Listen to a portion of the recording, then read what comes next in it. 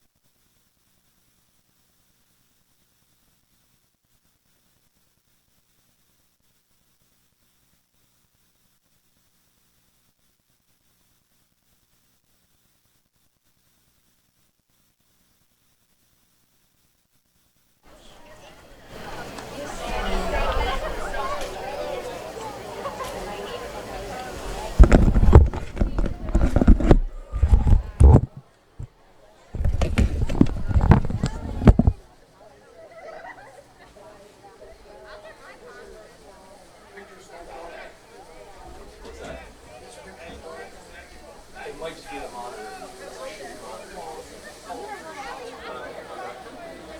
That might be,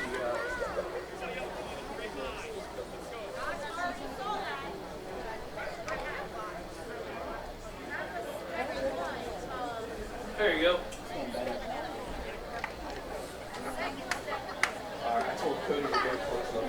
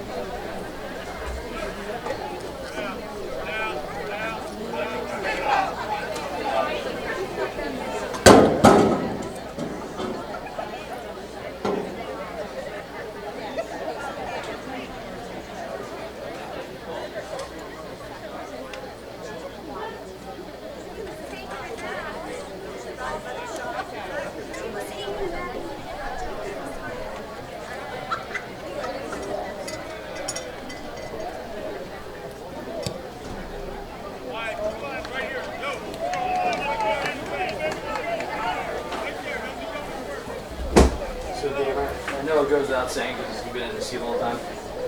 You don't need to listen to him yet. So it'll just be me. You figure it out while I'm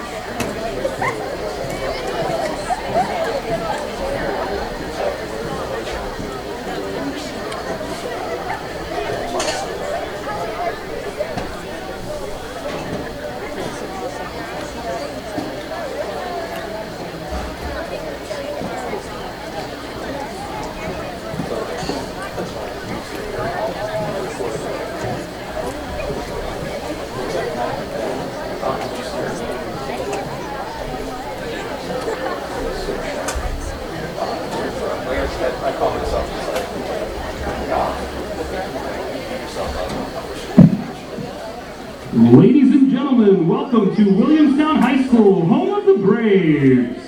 Tonight's matchup features the Highland Tartans versus your Williamstown Braves. Tonight, we would like to honor those students who are seniors from our Williamstown football team, cheer, and band. All of these honorees are exemplary students and role models representing Williamstown High School. They have all worked extremely hard at their activities and brought pride and honor to these school programs. It is with great privilege that tonight we honor those who have served Williamstown High School in such a dedicated manner.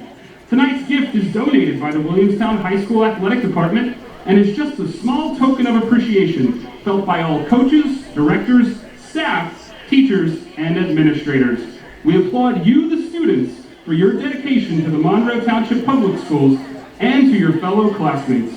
We wish you the best of luck in your future endeavors. Coming out first, Xavier Alexander, accompanied by his mother and father, Janelle and Freddie Alexander.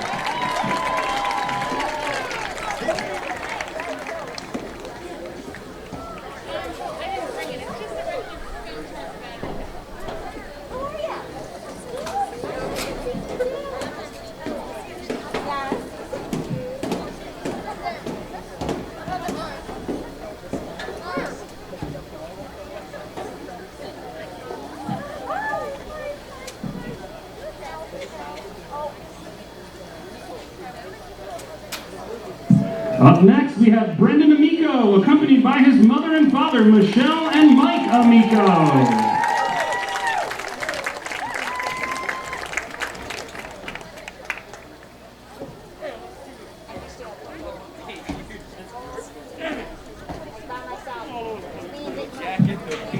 Coming out next, we have Dougie Brown, accompanied by mother Diane Brown and brother Trevor Brown.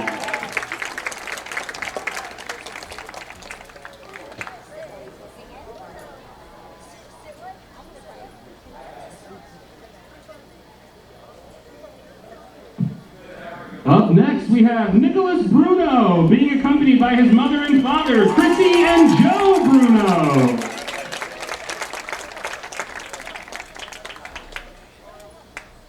Good, how are you? Oh, we're not excellent. That looks like David Virgilio. What's up, man?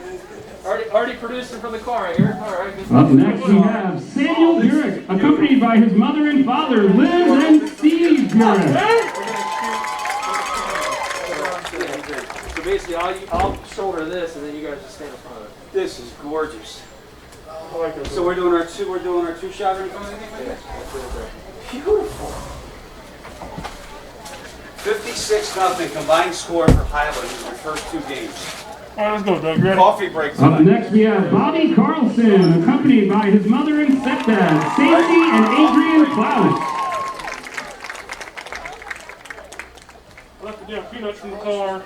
Can't find my jacket. I'm all over the place. Moses camera quality is great. The other two pay off. Yeah, because the other ones are on auto. They're not on manual. Coming out next, we have Brody Colbert, accompanied by his mother and father, Michelle and Brian Colbert. Beautiful boy. Had a baby. What? Well, Congratulations. he didn't, but he looks like he did. Congratulations. Tonight's game is Coming out next, we have Cody Conlin, accompanied by mother and father, Sandy and William Conlin. and it's going to stay, right? Yeah, Brian, hung it up. Oh, man. There's your jacket that you ordered. Next on the field is Devin Cope, accompanied by his mother and father, Lori and Brian Cope.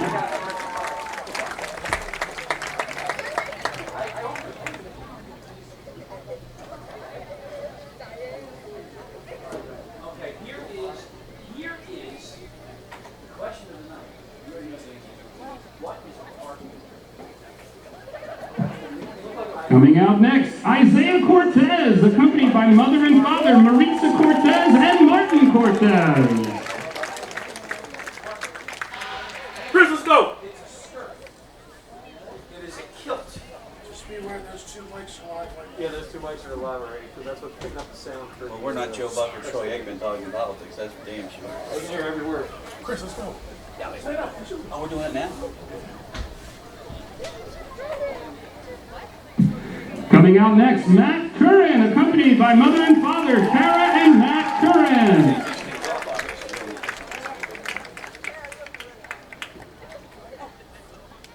Doing this now?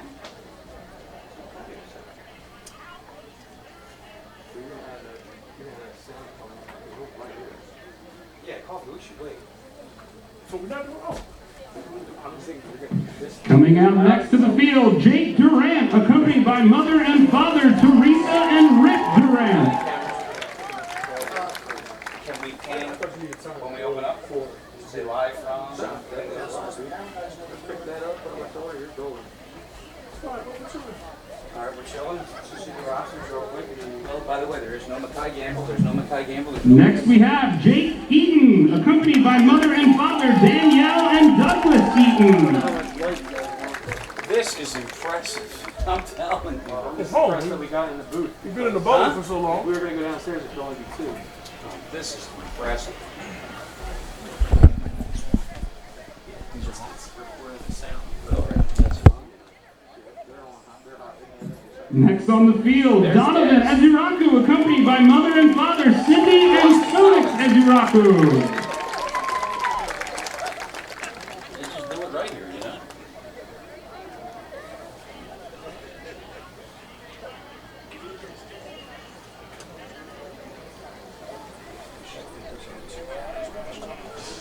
Can I ask you a question? Coming out next, Lorenzo Hines, accompanied by mother and father, Ina Rodriguez and Ray Hines. Okay, now that we have the switcher. You're looking live. No, that's Brent Musburger. By the way, you know, I'm going to have him assassinated. And take the ratings for. Mark Davis is a personal friend. I thought I met him one time. Coming out next, Cody Lagamba, accompanied by his father, Jonathan Lagamba. Oh, wait a second.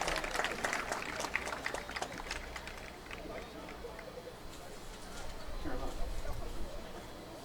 It's our second trip to Vegas.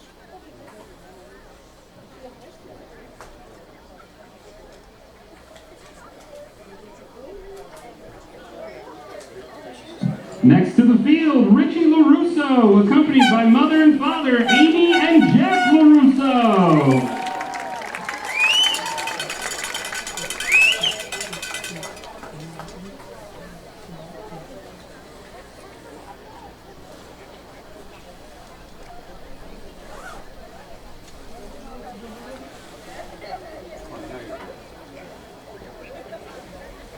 Next on the field is Jonathan Moncrief, accompanied by his father, Karasan Lowe.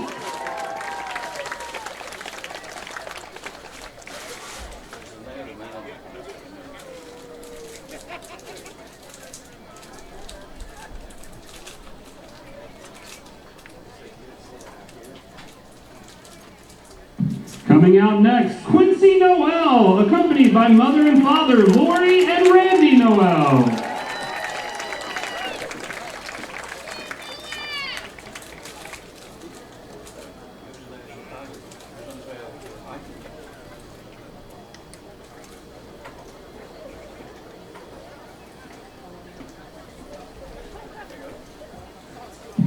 Coming out next, Justin Quigley, accompanied by mother and father, Jennifer and Frank Quigley. Shouldn't they give it an roster? I could have put graphics up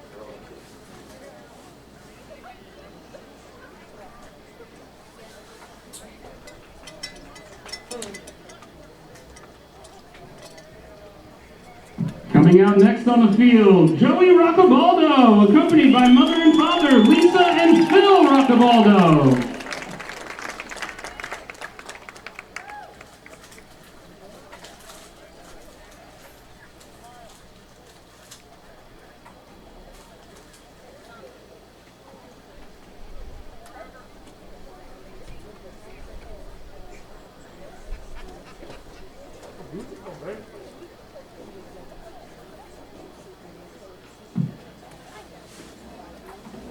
Now at center field, Joshua Reese with mother and father Corinne and Lester Good.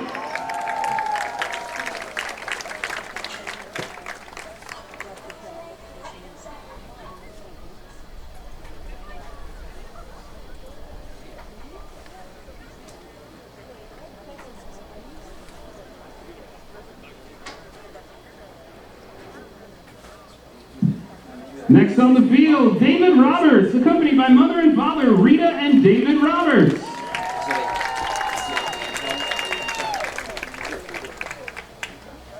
far as they can. That's fine. Remind you the distance between Troy and Joe. You long one, you huh? I'm not going to do that. We'll take the box. Coming out next, Taylor Robinson, accompanied by mother and father Keisha and Harold Robinson.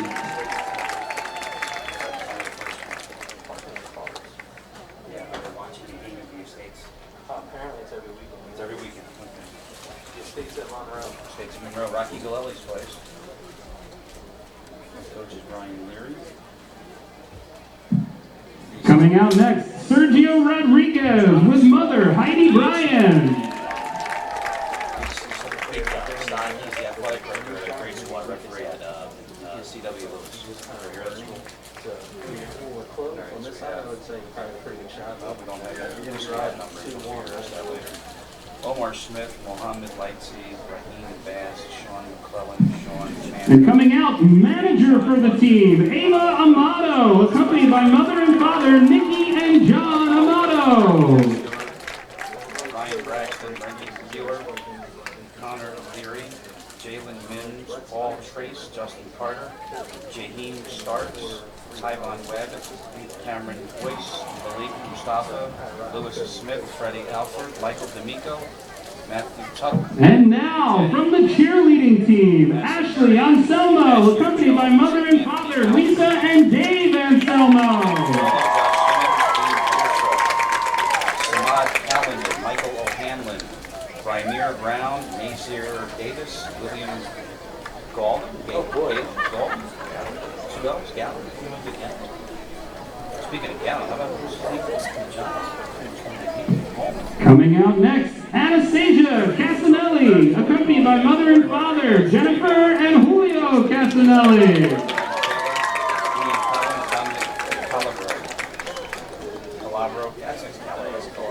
Ms. Calabro, Andrew Dvorchik, Byron Williams, Kayvon Sistrunk, John Keys, Sean Guthrie Younger, remember this.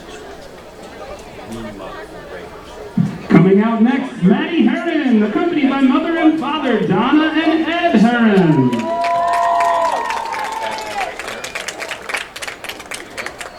Our guys.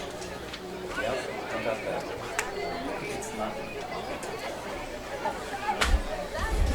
What I need is this. Out next, Juliana Moss, accompanied by mother and father Monica and Joe Moss.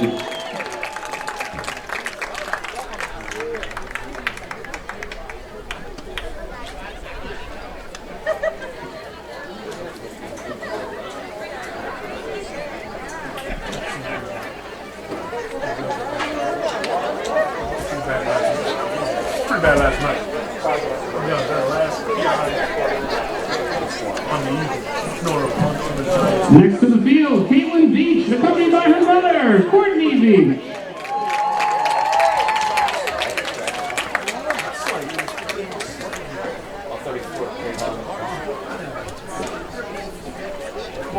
He's grabbing him. Let it go.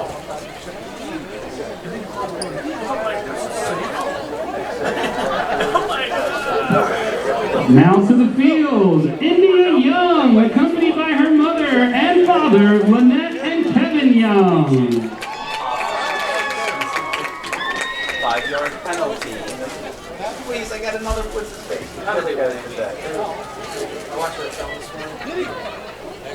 Everything was up. He's got a dog. Everything was trying to Game's score. over. He lays out and dies.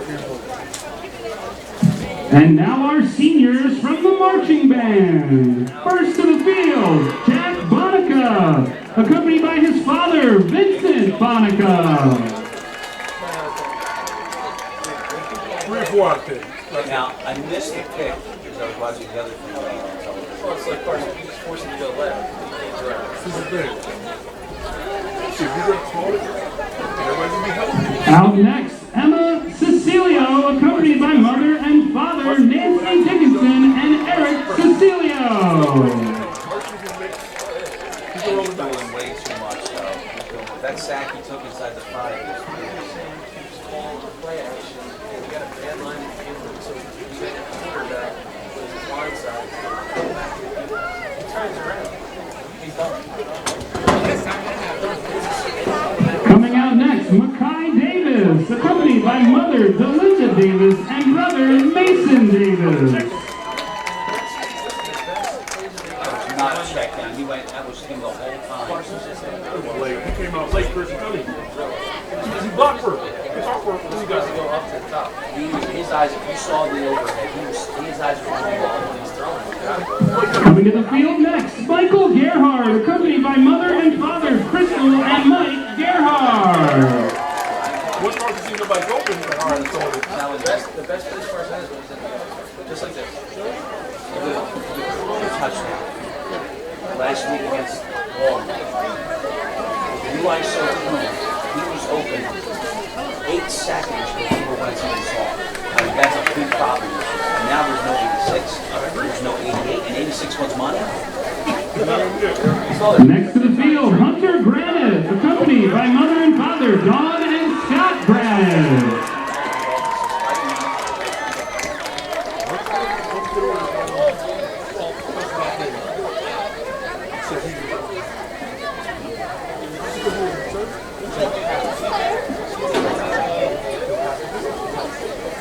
You know what'll happen with things? They got it and he blocks. Coming out next, Antonio Guzman, accompanied by mother and father, Melissa and Antonio Guzman.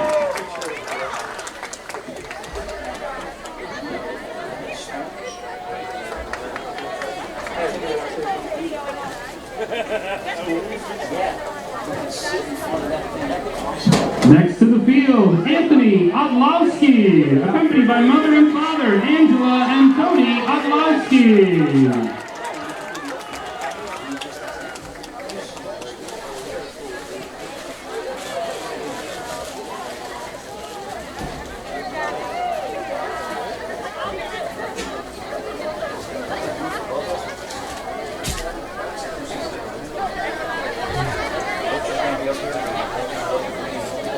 And coming last to the field, Kimura Scott, accompanied by mother, Rakisha Cooper, and brother, Bobby Cooper. All right, real simple. Unintentional, intentional, unintentional, violent. Offense, weak ball. Sometimes games like that. Still connected, John?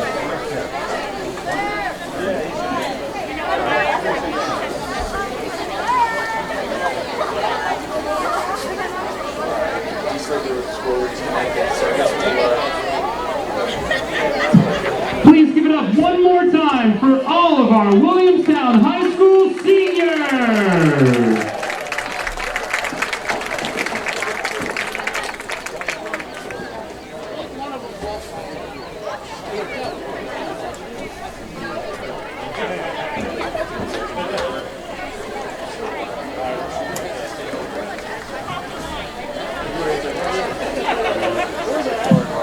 Tonight's West Jersey football contest between Highland High School and Williamstown High School is being conducted according to the rules of New Jersey State High School Athletic Association.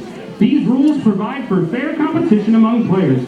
Spectators can help promote good sportsmanship by observing the rules of fair play. Any verbal, written, or physical conduct related to race, gender, ethnicity, disability, sexual orientation, or religion shall not be tolerated, could subject the violator to ejection, and may result in penalties being assessed to your team.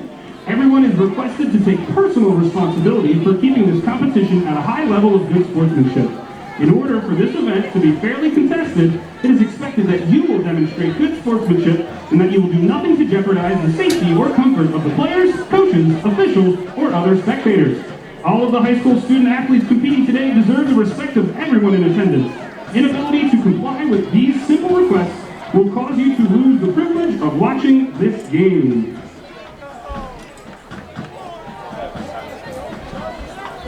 Are we fanning the field? We're going to tip to here once we get the national anthem. 6:58.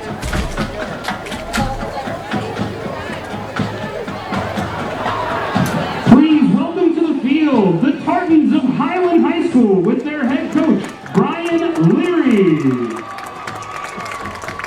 to try to squeeze it before the national anthem here? You're going to have those teams come on the field and then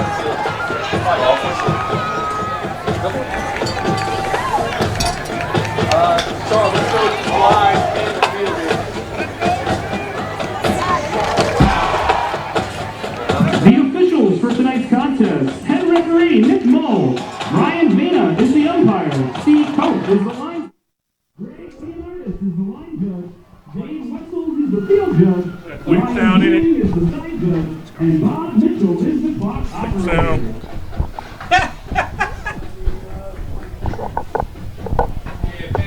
Play the intro, he'll talk, let him talk while the field's still being shot, and then you can come back to here, I guess. You have a light on that when we're on or no? A light? Look at the light above your head. I'm going to choke you out, bro. Go No, ahead. no, I meant a light when you're on. Oh, yeah, it is.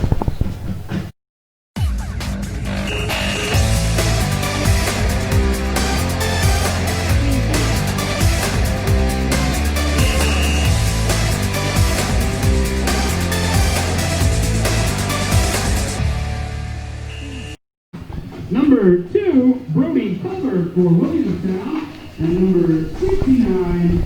Check 1, 2, 3. Check 1, 2, 3. How Out, now, round brown cow. cow. Unique New York. Bleak, bleak, bleak.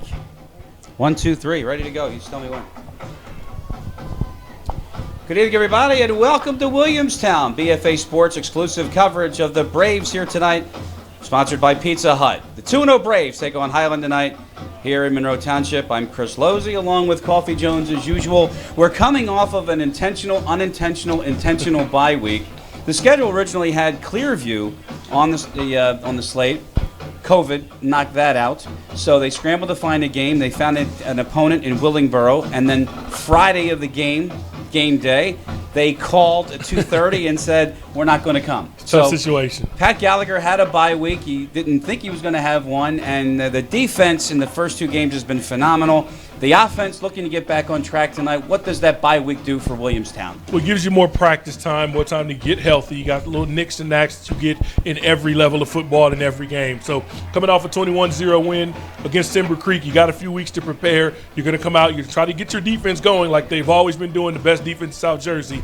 And hopefully Doug Brown and this offense can put some points up here tonight. And don't forget, after that Timber Creek game, Kingsway, that was a struggle, winning the game in the fourth quarter. So we're looking forward to seeing Dougie Brown and the offense getting where they want to be. And they have the perfect recipe tonight. Highland not playing good football early on, outscored 56-zip in 2 losses this season. Well, it's tough. You're going to play the number 1 defense in Jersey. If you haven't scored a point in your first 2 games, I don't know how you're going to do it. It starts off with Donovan Ezeraku, senior leader of this defense, going to Boston College next season. He's going to be all over the backfield for Williamstown.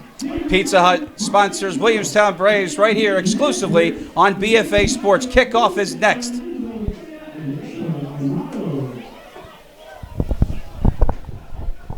Well done,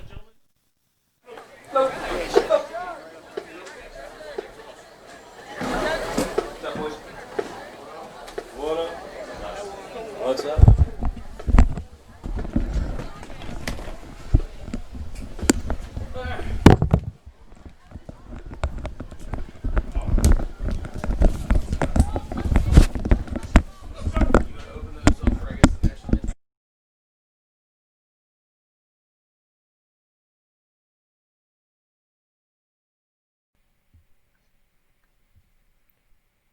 You're looking to score the 2020 Williamstown Braves season? Let's head over to Pizza Hut, official sponsor. Oh no! Could it be a fumble? No! Dougie Brown picking it up for the cheerleaders. Wasted no time finding a receiver over his fellow lineman. He's got Bruno and Cope out in front as he pitches it to Colbert. Colbert getting it to the Heisman pose, and Donovan looking to move the ball forward, or should we say pizza, and that's Rocco Boldo. You know he's not passing up a nice slice, piping ankles, because that speed option, Turner Ings was turning that corner. He was going to get Who won the toss? some heavy yardage with some momentum, and it's going to bring up a third down for Williamstown.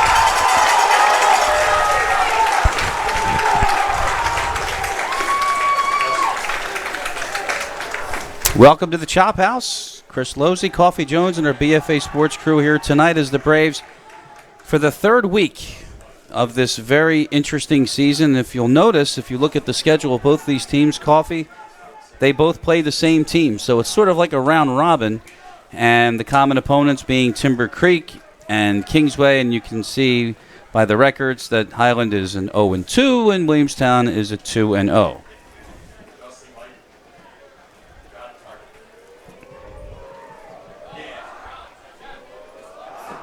Captains were already meeting, and again, as part of the COVID protocols, there's one coach and one captain for the coin toss on either side, and we believe that the Braves won the toss and they're going to defer.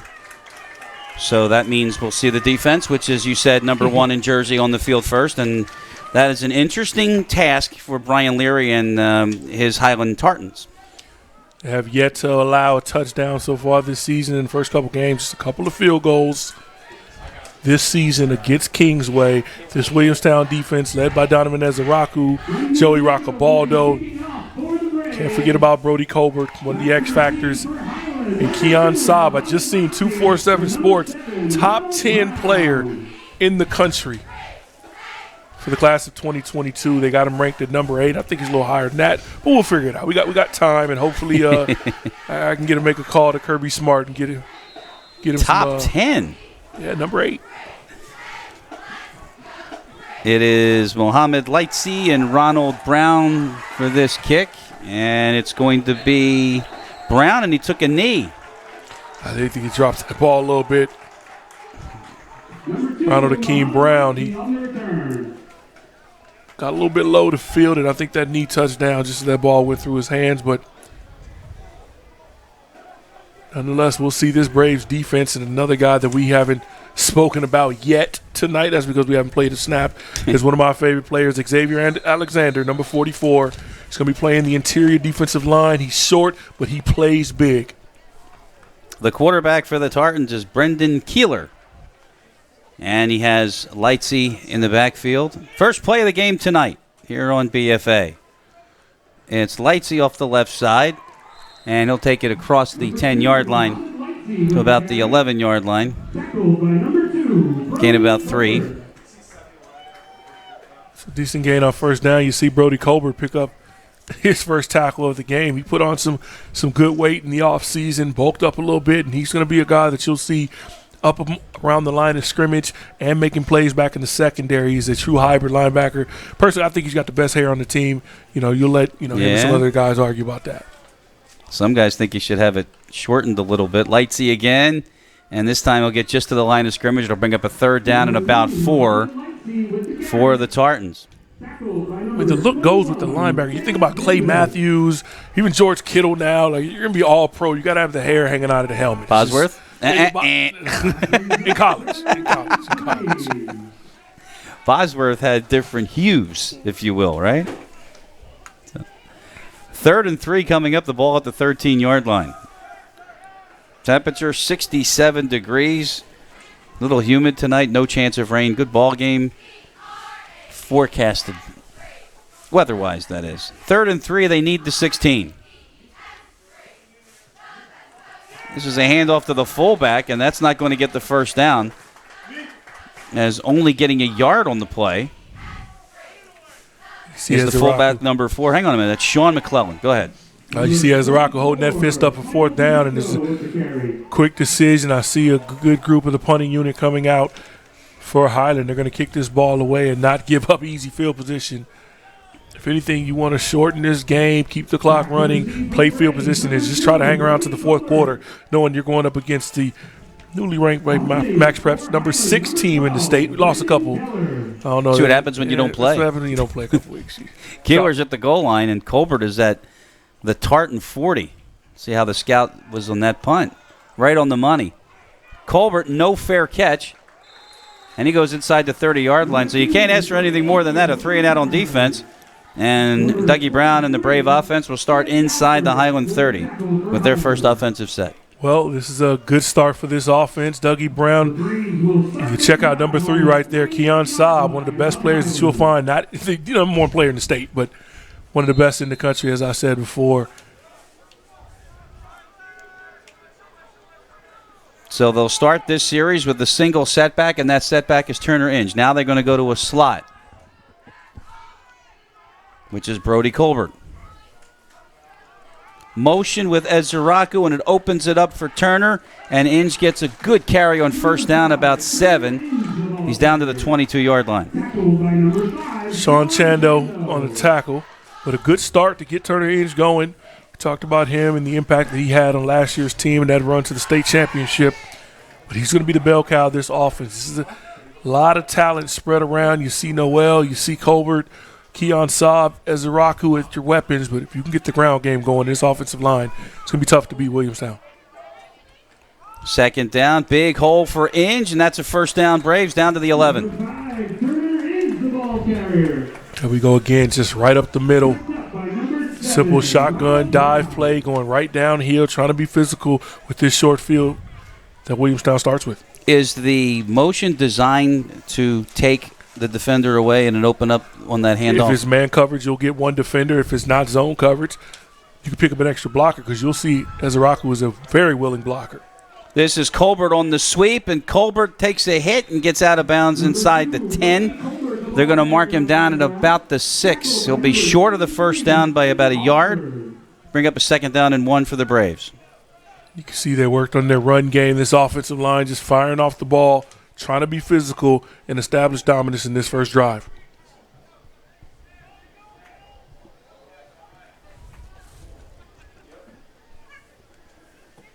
They need a yard. They're at the 6. Turner Inge, first down, fights to the goal line. He won't get there, but he'll get the first down. Now they're going to let him push. But they'll put it at about the 2 and a 1st and goal for the Braves here tonight. You can see Devin Copen, the offensive lineman, trying to push Turner closer and closer just inside the 2-yard line. And here comes the goal line package for the Braves. Surprising they didn't blow the whistle on that. We're going to hold off on the crew yet, though. We're going to wait on that. They've been good so far. Xavier Alexander lined up in the backfield. He's to the left. It's Inge left side. Oh, no no, signal. good He didn't get in. Good tackle. He did not get in the end zone. That's a good play there. We have no 55 for Highland. 24 Mike D'Amico, too. He was in there. No signal. He It's a didn't great get play. in.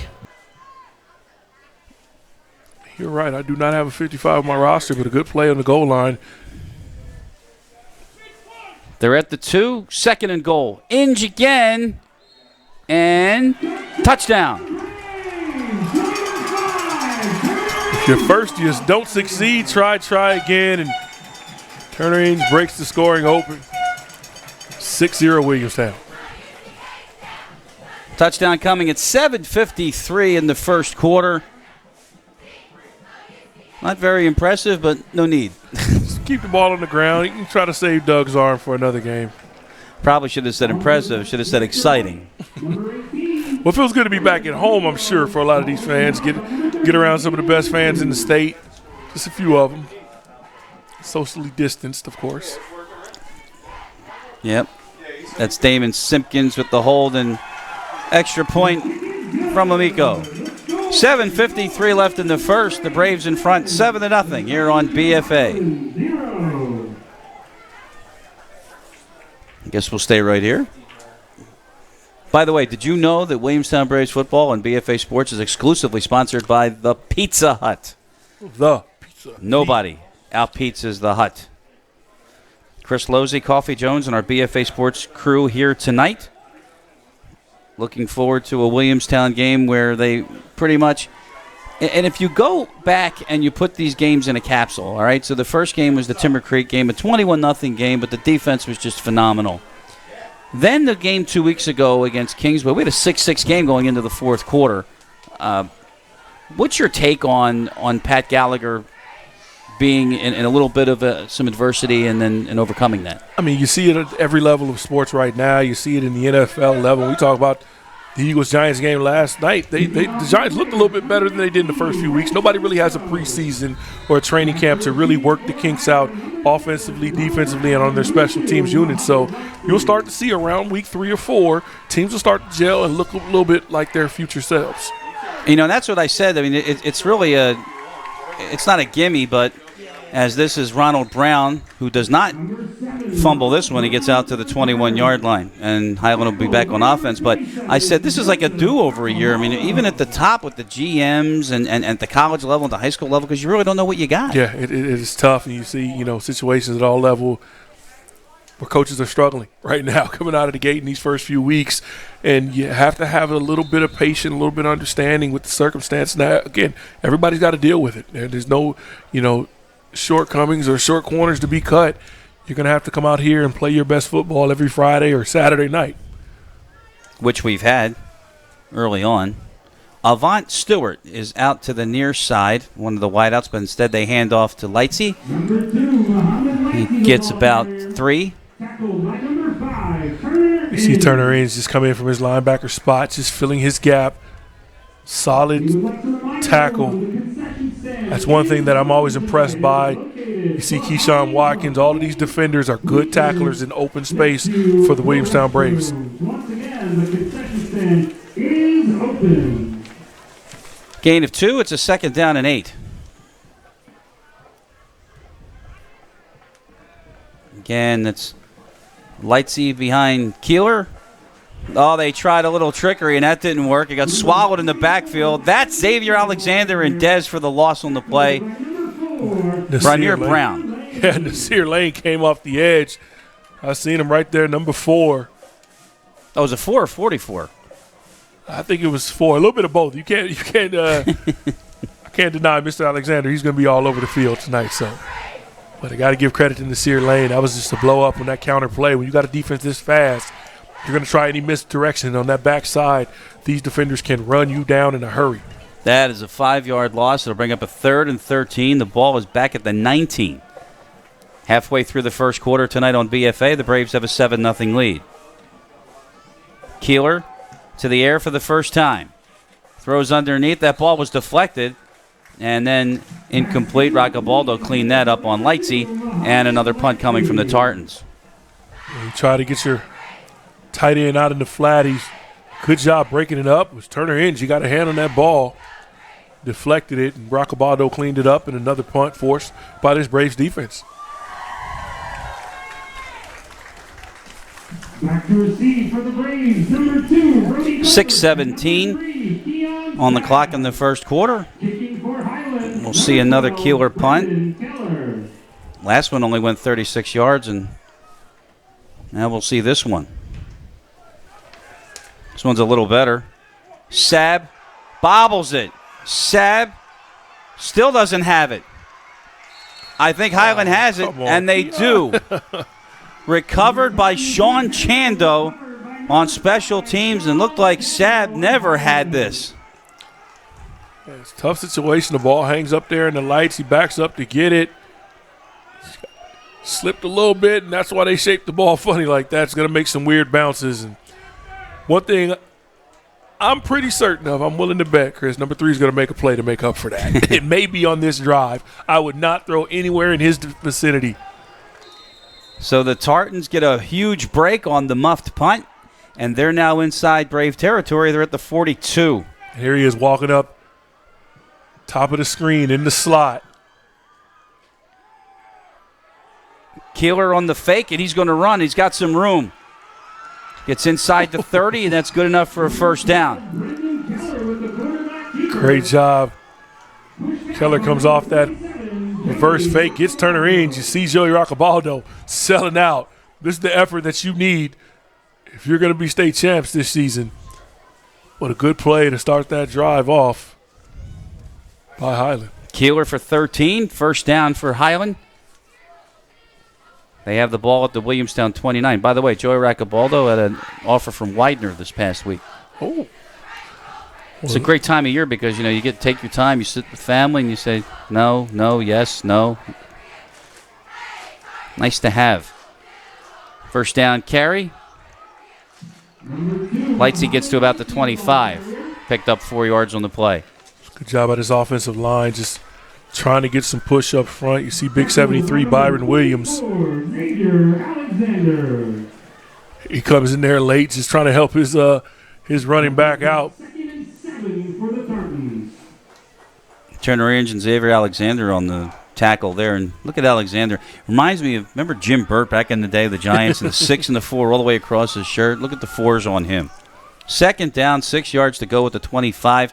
D'Amico from the shotgun with a nice cut, like Coffey mentioned. A spin, another one. Won't go down until he gets down to the 10. That's 16 yards for D'Amico and a first down for Highland. And all of this because of a muffed punt. And that was just a great cut that he made right at the line of scrimmage. I believe it was Donovan Ezra who comes through in that B gap with an inside rush move and fleet-footed run to set up Highland in the red zone. So first glance at Mike D'Amico, fleet is not what comes to mind. 5'10", 222. I mean, if you use the fullback, and I don't know who does nowadays other than the Ravens and 49ers, he could be a good fit for you. Good lead block again there. Lightsey on the carry, gets to about the 7. So second down and goal. Highland got the chance to put up their first points of the season. Can they find a way to punch it in? Gain of 4, second and 6. 4:15 left here in the first, as the graphic indicates. Now we've got movement at the line of scrimmage. I think the Braves jumped. It might have been Ezraku.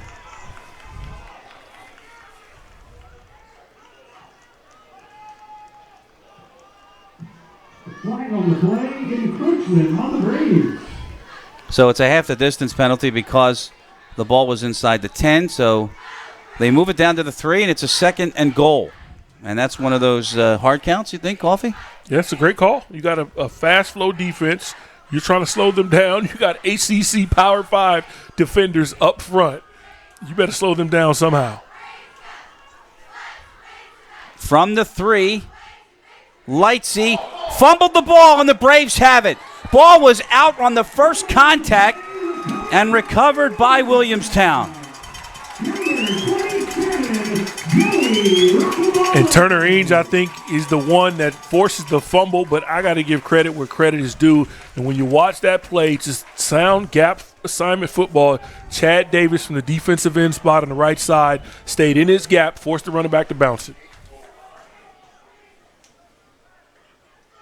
So it took a while, but the Braves did make the statement, got the stop, and erased the muff by Keon Sabb. So they have it now, 3:41 inside their own 5-yard line. First down carry. This is Inge.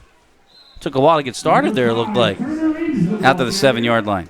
Tackled by number 55. Yet to see the ball go in the air. And no pass attempt so far by Dougie Brown in this offense, just keeping it on the ground. Maybe see a jet sweep or a reverse or something. Try to get number 3 back involved and keep his spirits up, even though his defense showed up in a sudden change situation after the muff punt. That would be good news for us because the clock would then continue to run. Here's an option. Colbert, they're going to blow him dead. And a flag comes in as well. D'Amico's a player. 24 is a player for Highland. I like this kid. Colbert didn't think that he was down. And now, of course, we've got the flag. That's thrown by the head linesman. Number 2, Brody Colbert was the Tonight's referee is Nick Mole. Looks like we have a face mask that's going to go against Highland. So see if we have a replay on that. But this is a big one. It's a personal foul face mask. The call is personal foul face mask on the defense. Do we have it, David? We don't have it. Well, it would have been a nice replay to show a 15-yard face mask. With 2:58 left, Braves get a new set of downs, and they move it up to the 17-yard line.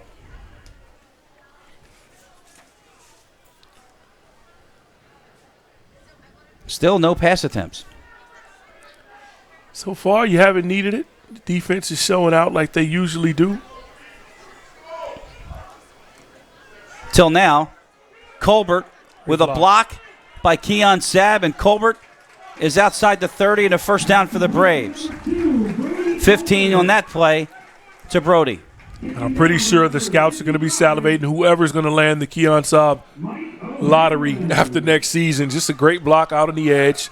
Doesn't get the holding call. You see oftentimes wide receivers get called for holding on those bubble screens. And great job by Sabb and a first down pickup by Brody Colbert. I might have to make a call to South Bend, see if we can get go to Athens. Let's go to Athens. Let's see if we can get RP out here. Come to Georgia. Come on. RP would be that Ron Paulus. Georgia's been out in this area.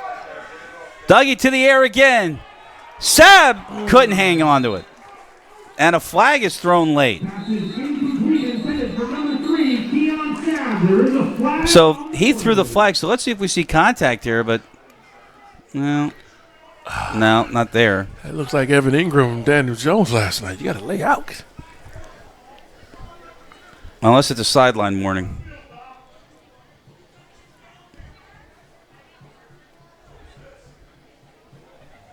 Now Nick will turn around. Yep, it's a sideline warning. It's against Williamstown. That's their first one. You know, Chris, I had a short coaching stint as head coach of the Van Nuys High School junior varsity team back in 2010, and I might have gotten 4 or 5 of those in like 2 or 3 games because every time my defense is out there, usually on defense, the referee would run into me as he's trying to go down the sideline. He's like, Coach, if I run into you again, it's going to be a flag. And sure enough, I'm not paying attention, and he coming down the sideline. He runs right into me and bumps me. And let me guess, who moved? Well, he flew out to the field, and then he threw the flag. Oh, God. From the 32, it's a 2nd and 10 with 2 minutes to go in the first. I want to hear the rest of this. And this play doesn't count. You got to have the get-back coach. They call it usually the strength coach in college football. No. And you have that coach who's going to keep the head coach from moving too far out on the field. Now, this is a call against Highland for lining up in the neutral zone at the snap. And in high school, that's a dead ball. I hope they change that. The free play really comes in. If they back off, just No. If they go in, or if they line up in the neutral zone. But if they back out. Snap out. I agree. If they back out pre-snap, I think you should let it play. I agree. Unless there's contact, of course. Yeah, That's what shuts it down. Press coverage on Saab at the bottom. As Zaraku is motion in the backfield. Turner Inge right side, and he's got a lot of room. Turner Inge is off to the races, and he will go all the way for the Brave touchdown.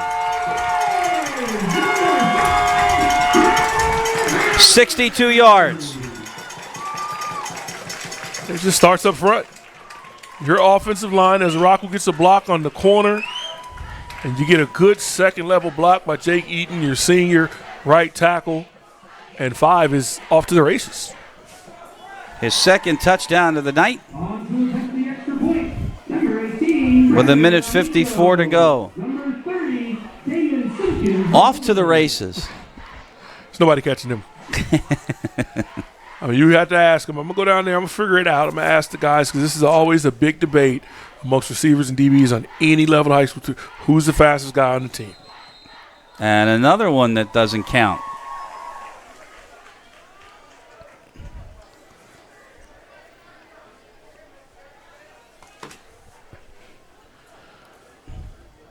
So now I think Mull isn't sure what Pat Gallagher wants to do.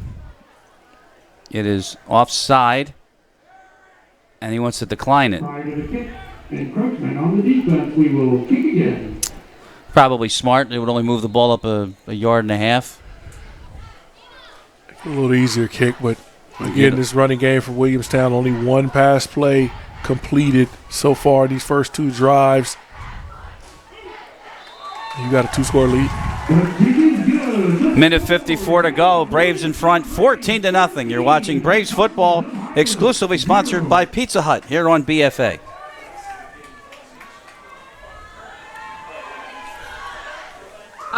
From Pizza Hut. He's coming down. He's headed to the end zone. He's at the 10, the 5, and he's going to hand it back to the cheerleaders. You want to score for your family? Head over to Pizza Hut and to score some tickets. Be sure to click on the link to buy your Williamstown season pass. Thanks to our friends at Pizza Hut, proud sponsor of Braves football.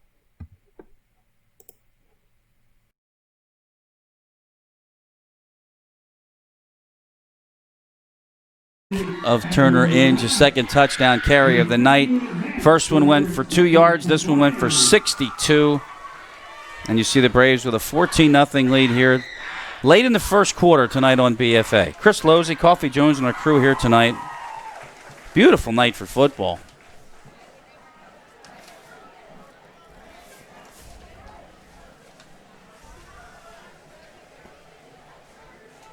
This was supposed to be the middle of 3 home games in a row. So we'll talk about that in a second. Amico tries near side. Chase down.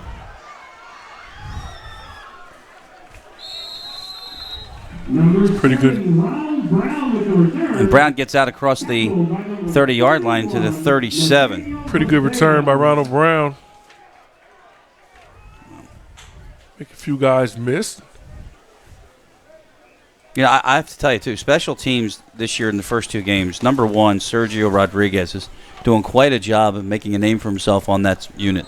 You definitely have to give credit where credit's due for this coaching staff, because they preach that. You talk about it all the time. It's a third of the game, and the really good coaches at every level are sticklers on special teams. When you look at the Bill Belichick's, the Nick Sabans, those guys are going to be meticulous in how you do it in the kicking game.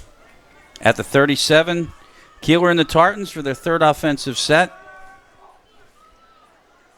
This is looks like a misdirection to Lightsey, and he only gets about a yard. Watkins on the stop along with Cody Lagamba.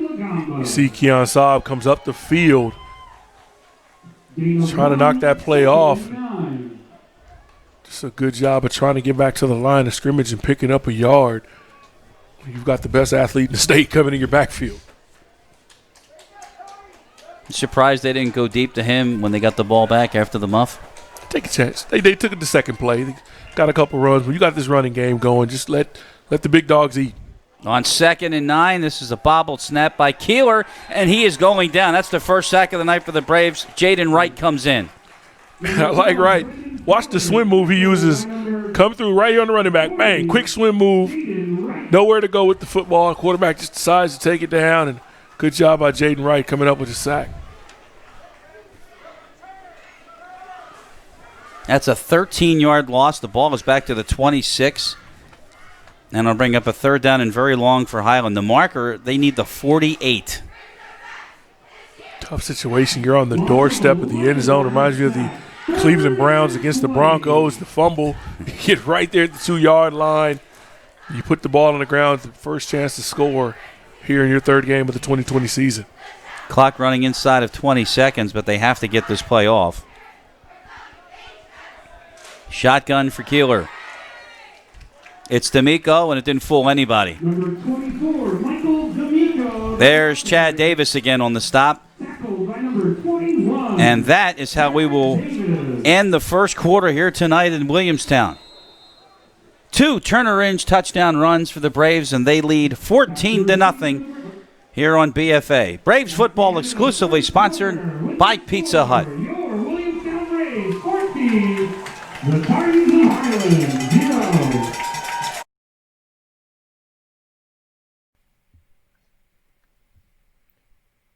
You're looking to score in the 2020 Williamstown Braves season? Let's head over to Pizza Hut, official sponsor. Oh no!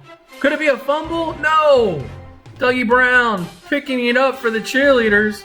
Wasted no time finding a receiver over his fellow lineman. We've got Bruno and Cope out in front as he pitches it to Colbert. Colbert getting it to the Heisman pose, and Donovan looking to move the ball forward, or should we say pizza, and that's Rocca Bulldog. You know he's not passing up a nice slice, piping hot from Pizza Hut. He's coming down, he's headed to the end zone, he's at the 10, the 5, and he's going to hand it back to the cheerleaders. You want to score for your family, head over to Pizza Hut, and to score some tickets, be sure to click on the link to buy your Williamstown season pass. Thanks to our friends at Pizza Hut, proud sponsor of Braves football. That's right, Coffee. The original stuffed crust, 1 topping, large special, $13.99 using promo code LE.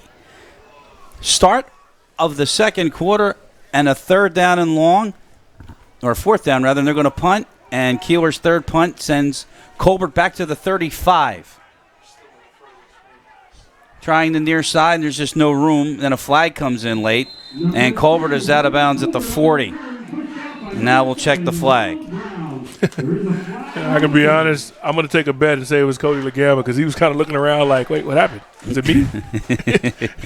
Kind of throwing his hands up, talking to his teammates like, I didn't do it, did I? Let's see, what do we got, David? Do we have this one? No, because I didn't know it was on the wrong thing. It's a block in the back. So it'll be 10 yards from the spot of the foul. And the Braves will start back inside their 30-yard line with a 14-0 lead here tonight.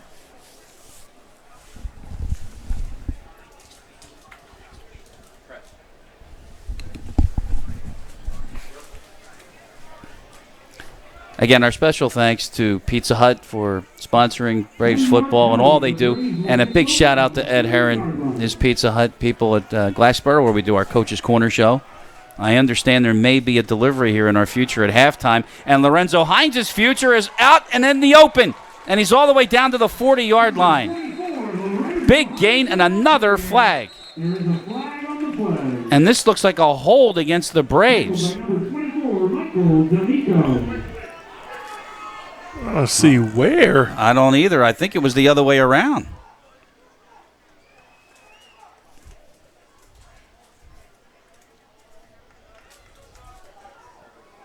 This still should be good enough for a 1st and 10. It will be because the ball will be back to the Williamstown 47, but that was an awful call. Yeah, I couldn't see it from Mark Hammer angles where the hold took place, but at the end of the day. Watch this again, Coffee. 1st and 10 Braves from the 47. Now we'll wait till this play's over. But I saw the same thing you saw at the bottom of the screen. It looked like the defender had more of the jersey than. That was iffy. I think the run was already happening, but nonetheless, another first down pickup for the Braves on the ground. At the 47. With motion. Dougie to the air. Rolls out. Keeps the play alive. Guess what? Another flag is down, and so is Brown near the midfield mark. As it stands now, it'll be a gain of about 2. But Samuel Burek, number 63, he got caught trying to block one of my favorite players for Highland just watching this game so far in the first half, Mike D'Amico. You see 24. Look, when you see a guy's jersey's dirtied up like that, I mean, he came to play tonight. No matter what, you're not going to see any quit, number 24 in white. A hold against the Braves puts the ball all the way back at the 30. And this is going to be 1st and 26. Watch for the screen pass. Like to get these linemen and these athletes out in space. It's set up to Colbert, and he is dropped immediately. Read well by Sean Chando. And Chando did a great job. You're beating an ACC recruit right there. Commit, not just recruit, commit. Donovan Ezraco, you got to be better blocking for your teammate there on that bubble screen. Is it possible that the ball was out too soon? That as you still got to make that block. As you're going to ACC, you're going to have better defenders. No offense to Chando. You're going to be seeing some NFL guys next season in Chestnut Hill. Going backwards, now 2nd and 28 following the 2-yard loss, and now Brown airs it out. The adjustment on the underthrown ball is incomplete for Quincy Knoll. 3rd down coming up. Simple rollout play. I thought he maybe just take a shot. Ball hung up there and got to spinning around, and Quincy Noel couldn't come back to it. But here's the situation. Highland can get this stop. They can pick up some decent field position and get the ball back and find something on their offensive side of the ball to get excited about. After that drive, they get to the doorstep of the goal line and fumble the football away. At the 29, 3rd down in a bunch.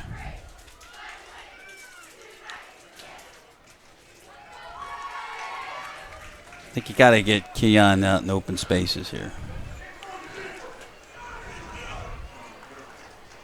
Omar Smith is on him, but they try Hines on the far side, and Lorenzo's going to get half of this back. He's going to get out to about the 46, and a 4th down and a punt coming from Pedersen.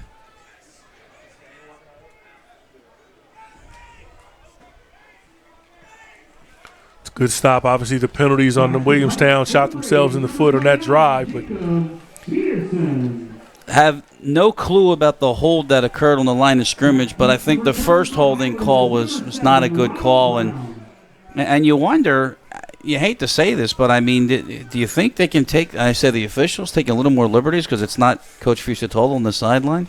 You got a first-year coach, and he's probably not going to say much. It's Pedersen's punt dies at the 30 and then bounces back towards the Brave end zone and is down to the 33-yard line. So Highland back on offense. But just to finish that thought, I remember Coach Gallagher in one of our Coach's Corner show, and he says, quote, well, first-year coach, and I didn't know what I could say to officials. Because I'll tell you what, this is the 3rd game in a row, and the calls have been very, very lopsided in terms of who fouled and who didn't. No comment. I'm not commenting. I don't want to get fined by Roger Goodell. So I'm not going to comment. Keeler and the Tartans start this offensive set at the 32 with 9:19 to go. Now they fake motion, and this is Sean McClellan up to the 36 and a pickup of about 4. Allen, 6 foot, 180 pounds. You see a little bit of agility there. 1 spin move, 2 spin moves. Just picks up 4 yards. It's just that simple quarterback power run. I think the Eagles tried something like that, but it didn't work for 2 points last night. We got to work on Doug's 2-point plays. Greatest goal line play in Super Bowl history, arguably, on the trick play. But then lately in 2-point conversions, I don't know. Well, unfortunately, he's in Chicago. A little cookie cutter. The other guy is Trey Burton. It's the design. Trey Burton's with Frank Reich. He's in Indianapolis. Pickup of 3 on the play. at the 35, and it's a second down for Highland. That was McClellan again. He bobbles the snap, and he's got a fall on it, so no Keeler. Quarterback, and right away, Coach Brian Leary has made the switch.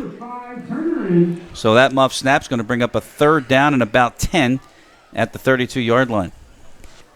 Cannot make mistakes. You had an opportunity there. Williamstown shot themselves in the foot in the last drive with penalties, backing themselves up to a 3rd and 27 situation. You get the stop defensively, but you can't have mishaps. You get 4 yards on first down. Second down, you bobble the snap. It was a little bit low. Your quarterback's got to make a play and dive on it, and now you're in 3rd and long. Under 8 minutes to go until halftime. 14-0 Braves. Glad you're with us tonight here on BFA. Chris Losey, Coffee Jones, and our crew. And as we have a whistles and a timeout has been signaled by Highland. So Highland calls their first timeout with 7:40 to go. We'll stay right here. I will tell you this. Once again at the Estates, Monroe Township, Rocky Galelli and his guys are out there, and hope you're watching and enjoying the game tonight on BFA. Practicing social distancing out in the parking lot. Of course. Follow them on Instagram, 2021 Chop House. These guys are awesome. Some of the best fans you'll find in the country and definitely in the state of New Jersey. Glad you're with us tonight also on pay-per-view, and we appreciate all the support we're getting, of course, from Pizza Hut, our primary sponsor tonight. And I hope that Ed is listening because your stomach is growling. So it's a 3rd down and 9 for Highland on following we come out of the timeout. Sorry, you mentioned last night, and you mentioned the 2-point conversions. What I don't understand is when you have so much pressure, you got to roll the pocket out, right? The problem is when you roll out the pocket, now you cut half the field out because you can't roll right and throw back left. Agreed? Safely. You can. Right. I seen a guy do it last night. You can do it, but you can't do it Thou safely. shalt not. You're right about that. So, you know, they've got some work to do on that offensive line. I'm going to ask you about that right after this play. 3rd down and 9 following the timeout. It's 7:40 on the clock. McClellan fakes it, and that doesn't fool anybody. Roccaboldo chases him out of bounds, short of the first down. They'll mark it at about the 39. That's a gain of about 5. 4th down coming up and another punt for Highland with 7.5 to go here in the second quarter. Offensive line, this is the 3rd, 4th, 5th year in a row with this football team that they've had problems with the offensive line. Is conditioning an issue on Broad Street?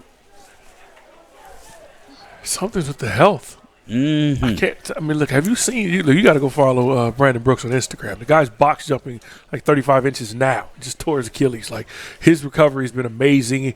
He doesn't look like a guard. I mean, he's 300 and something pounds. He's got a six-pack. Like, he's a freak of nature. Lane Johnson's obviously an athlete. Now, Jason Peters is a little bit older. You can understand him with his weight as a guy's heavy. But why don't, at this level, how come you don't see the injuries? I'm serious about that. Well, you don't have the guys banging up against each other as much. Understood. Okay. But you got two-way players at this level, too. 4th down, and the Tartans are going to go for it. On 4th and 4, and then there's a whistle. And so somebody flinched. I couldn't see what now we're going to kick signal. But now it's going to be back to 4th and 9. Back at the 34, so it must have been a false start penalty. So these guys are playing two-way. They're getting banged twice as much. I'm just trying to give you a But I'm point. talking about the collisions, the impact. I mean, you're going against a guy like Aaron Donald, some of these big 300-pound muscular men. No argument. No argument. Why only in this city? No, it's been others. No, not to this degree. Dallas lost 3 All-Pros too. Let's be honest, they're on their 4th left tackle. It's happened on some other teams. It's been bad because it's still here. At receiver, it's. A flag comes in, and Brody Colbert's long return is going to get wiped out. All the way down to the 20, and see if we have this. Let's see. Why? You see his numbers. Stop. That's it. You missed it. You're going for the block. There's no need to try to get that block. No, Rock, he didn't touch him. Don't even try it. No, don't try that one either. He didn't touch him. Just don't even try it. He didn't touch him. Can we run that one back, David? Let's back that one up. That is watch this, and you It's tell me if he frustrating. even makes contact. He put his hands on the back. It's a foul if it's a jump shooter. Let's say that. It wasn't a tough, Watch this. crushing clipping, but just a little push. Just a little push right there at the tack. All right. Well, wipes out a 54-yard return for Brody. If we get CSI in the case, there's going to be a Rockabaldo handprint right on the back of that kid's jersey. And back to the 24. I mean, I'll be honest with you. I'm not a deep official, so I'm looking for possession there. I agree. Okay, so are the hands out? Yeah. If you have your whistle in the car, we can send you down there. We can have Doug come in here. Doug will do play-by-play. You've been wanting to do We'll have that. some fun. You've been wanting to do that. No, we just want to talk about you and your calls. That's what we want to really just pick it apart. Wow. First down, draw play. Turner in. Oh, no, that's Hines, and there's another flag. And oh, boy. Is there a commission? Let's see now. Is there a bonus per flag? Good kick-out block. I don't call that. I got nothing here. I don't see it. Maybe I missed it. It's okay. I trust these guys in the stripes. Oh. Unbelievable. I've never yelled at a referee in my career, Chris. I'll tell you what, though. I try to bribe a few. I keep $1 in my sock pregame. Try to, make sure I take care of the guys. But Here's Mole. It's a face mask. oh, well. It's a 5-yard face mask. We have it again, David. Watch this. You would think it's the ball carrier, right? I'm not sure, but I'm sure Williamstown's not going to give that 5 yards back. At the 35 following the penalty. It's Hines on the pitch, and he gets about 4. Mike D'Amico makes the stop. And D'Amico's holding his shoulders. He gets up. Watch this play again. Got to be better at that point. You go with that trips bunch formation. You run the quick toss. Sean McClellan came through clean. He missed Hines in the backfield. But, again, against a better sound defense, that's not going to fly when you start to get into the state playoffs. Good job by Hines making something out of nothing there. Again, Hines with one cut, a second cut into midfield, and D'Amico swallows him up. But a pickup of 10, first down to midfield. And Amori Rodriguez, he's number 50. He comes off the edge. You got to play a little bit better against that counter block. You got to come down and spill it. Kind of decrease the lane in that hole for the running back to get through defensively. But a great job blocking by Burek. Sab is at the bottom. Rodriguez is at the top. First and 10 from midfield for Dougie. To the air he goes. Far side, wide open, and Brody Colbert can't hang on. Look how you starting to pose for a picture there. I can't get mad at Brody too much. Good wheel route. Good ball. Nice spiral by Doug Brown. Just kind of lost it. Second and 10 from midfield with 6:06 on the clock here in the second quarter. Wasn't worse than Daniel Jones last night, though. I thought it was hilarious. Well, it made the ESPN feed. Of course, and Twitter and everything. Yeah. It was awesome. At least they scored. I'd have felt bad for them if they didn't score. He couldn't go 90 yards, though. That's what it said on the little tease there. Fake a handoff. Screen. Ezeraku, far side. Look at that speed. Down inside the 25. And they're going to have him playing linebacker, a little bit of wheel, some stand-up Guess stuff. what? We got a flag down. What else is new? Let's see what we got. Let's see.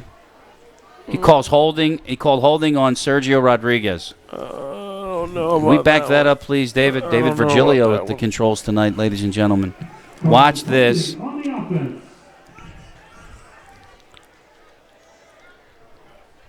You know, here we go. And this is his guy right there. He Well, it's called clearly a flag because he threw it. I'll just say that. It's the penalty. He threw it. It's going to count. Unbelievable. Wipes out a 21-yard gain. The ball is now back at the Brave 40. And it's second down and 19.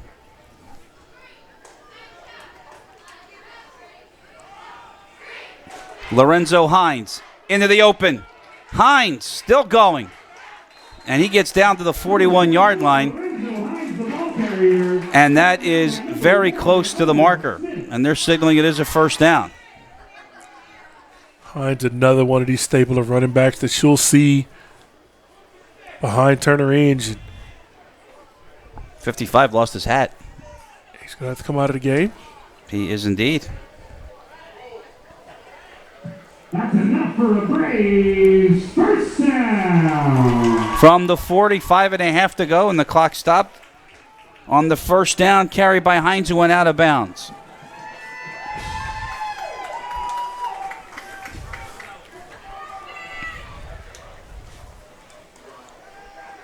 Brown in the pocket, going down. First sack of the night for the Highland defense. Give credit where credit is due, and we have another unnamed player. Number 34, we don't have a name for him. I got Anthony Alford in my Max Preps Let's go with that. roster. Anthony Alford. Good play by Mr. Alford, and it's a loss on the play of 7. This Highland defense has settled down after that obviously short field that they give up on the first drive and the big run to Turner Inge, but I'm impressed with the fight that they're showing against the number 6 team in the state. On 2nd and long, they try a screen, and Hines just can't get away from D'Amico. 24 is a player, I'm telling you. If he's not on your all-state ballot, We have a he should flag be. down. This one thrown by the field judge.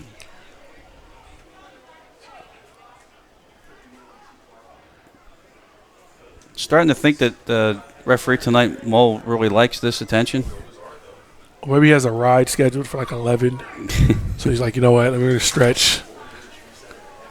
And he's going to go ask Coach Leary if he wants it.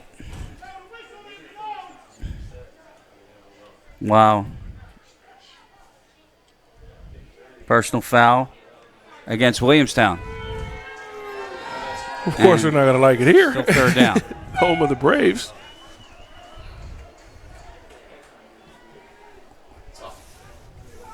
Personal foul on the offense. So we don't know who the personal foul is against, but it puts the ball all the way back to the 40.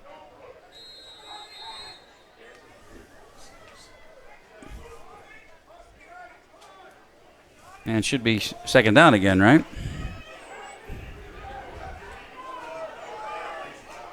Now you'll hear it because of the social distancing. The crowd not that big, but they're being vocal now.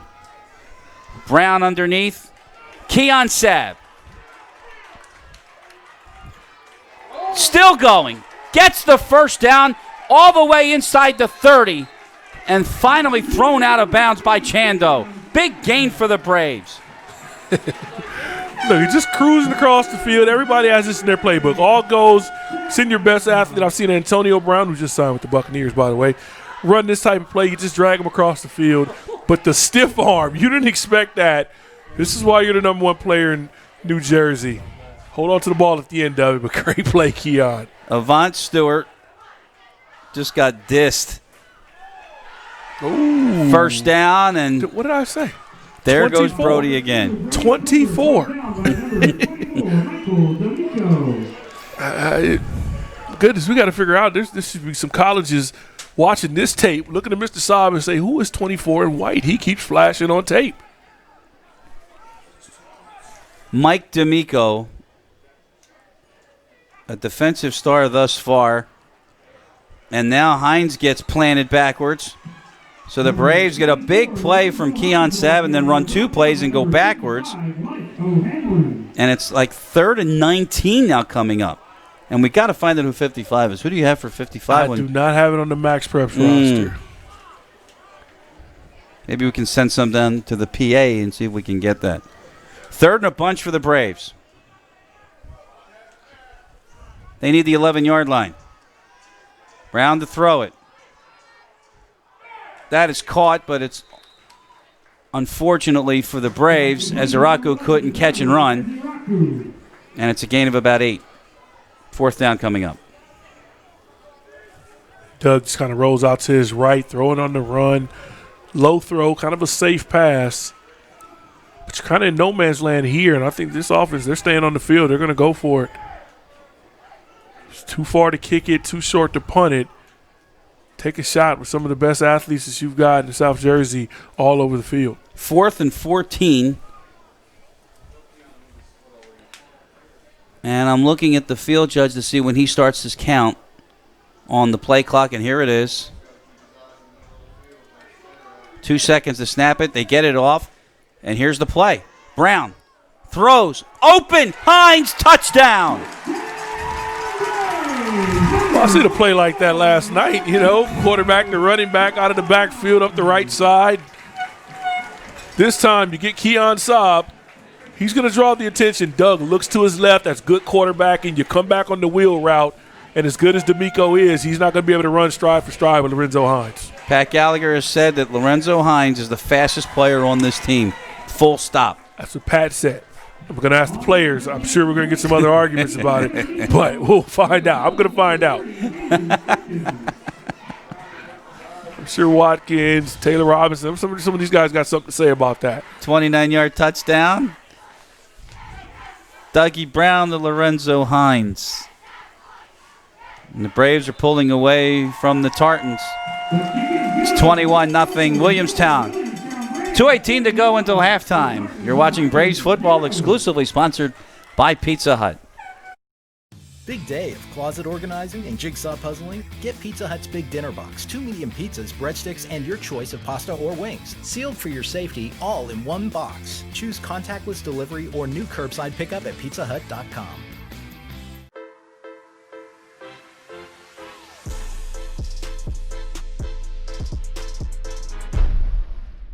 Pizza Hut wings are bigger and better than the other pizza guys' wings. No one outwings the Hut. No one out-cheeses, out-meats, out-supremes, out-crusts, or outstuffs the Hut. Because when it comes to making your favorites, no one out-pizzas the Hut.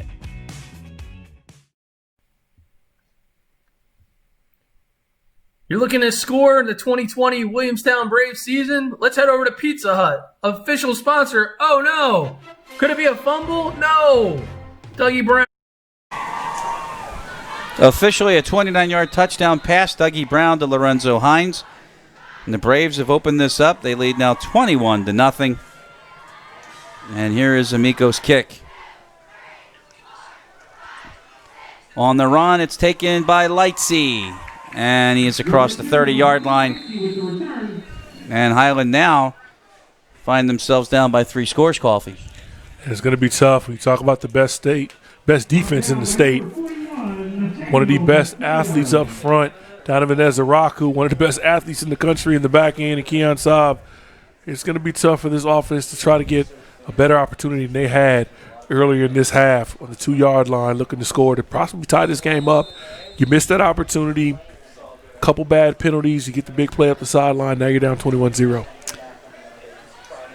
Big play, too. Mike D'Amico has been really, really good defensively for the Tartans, but again, exploiting what's a mismatch, and Hines beats him into the corner and gets the pass for the touchdown. That's a gain of 8 on first down for the Tartans, and a carry by Lightsey.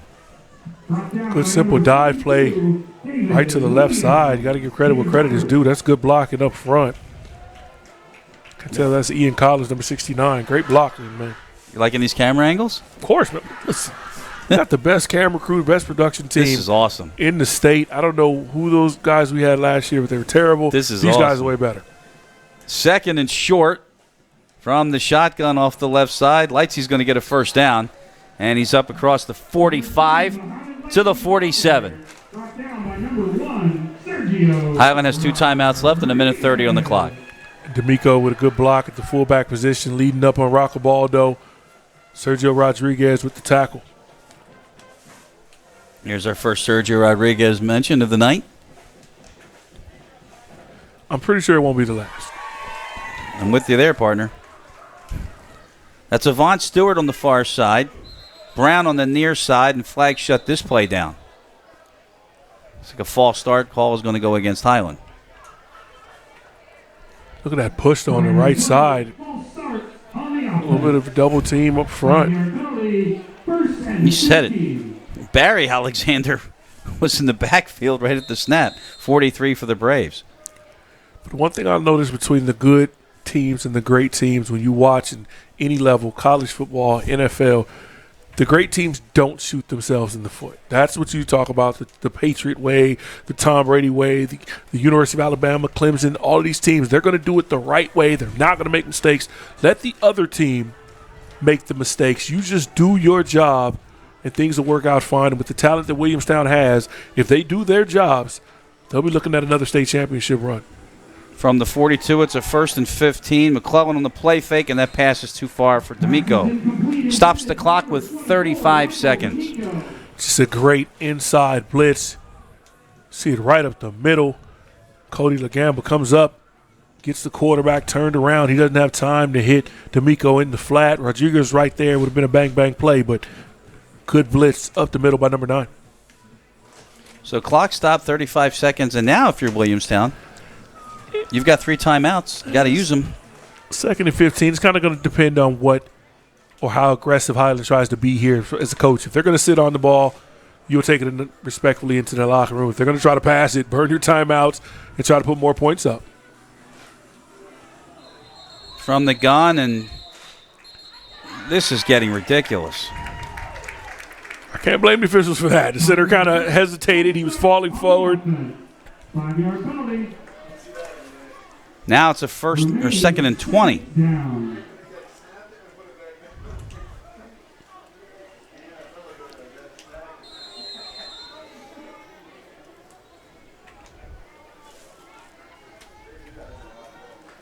We're here at Williamstown tonight.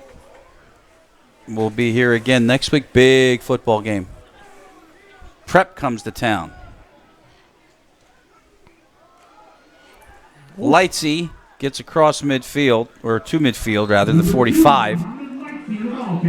And it looks like Pat Gallagher does not want to stop the clock, so that's probably going to run it out here in the first half. Great block by Ian Collins. I got to give credit where credit is due. He had Nasir Lane on him down at the defensive tackle position. The 69 just turns him right out of the hole. Makes a decent game for his running back. And a Highland timeout. Brian Leary stops the clock with 9 seconds, and kind of not sure why there. It's a little iffy. You're going to take a Hail Mary shot. So it's maybe the time to do it. I'm not sure I agree with this one, though. I mean, if you're just going to give the Braves a chance to make something happen on defense, they are the best defense in the state.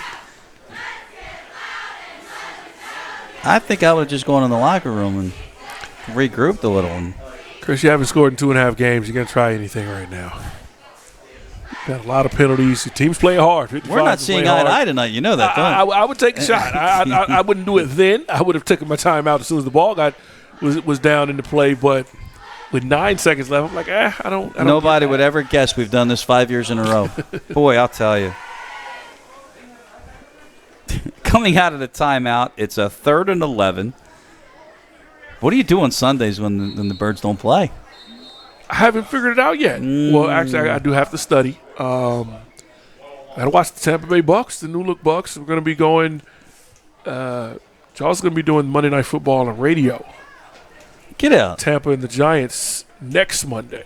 Where at? He's doing color? Meadowlands. He's doing color? Yes. So I got to do some prep work and get some stats and analytics. You know, all that smart stuff that I do good stuff. Yeah. IMG and Iron Eagle and, you know, those guys. XM Radio. It's going to be pretty fun. So he's going to work with Iron Eagle? Yeah. So I got to find some good Tampa Bay stuff. And then I think we got the Jets the next week and the Patriots. There you go. Back to Meadowlands. Who's he taking the place for with 5 seconds to go? McClellan airs it out. And incomplete. 2 seconds left. Pass is incomplete. Intended for number 11, Ryan Braxton. Wish McClellan could keep the ball in bounds. He gets his feet set. A little bit of an overstride there. Ball's out of bounds, but not in Canada. They shut down too. Yeah, it's been tough all over. 2 seconds left from the 45. So who is Jaws filling in for somebody? I'm not sure. Like, I've heard different people. I've heard Brian Baldinger call games. I've heard Kurt Warner a lot. From what I'm hearing, you know, maybe they're doing a little bit of regional travel. Yeah, for travel. So obviously here, maybe even the Philadelphia game, maybe another game. Lightsy that ends the half. And a big one for the Braves. It was a little rocky, lots of penalties. But when you look at the scoreboard, Williamstown is up by 3 touchdowns. They lead Highland 21-0. Halftime is coming up next here on BFA Sports, exclusively sponsored by the Pizza Hut. Big day of closet organizing and jigsaw puzzling? Get Pizza Hut's Big Dinner Box. 2 medium pizzas, breadsticks, and your choice of pasta or wings. Sealed for your safety, all in one box. Choose contactless delivery or new curbside pickup at pizzahut.com.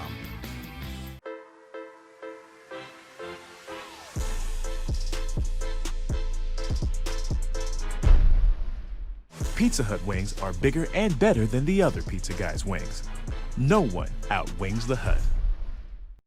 No one out-cheeses, out-meats, out-supremes, out-crusts, or outstuffs the Hut. Because when it comes to making your favorites, no one out-pizzas the Hut.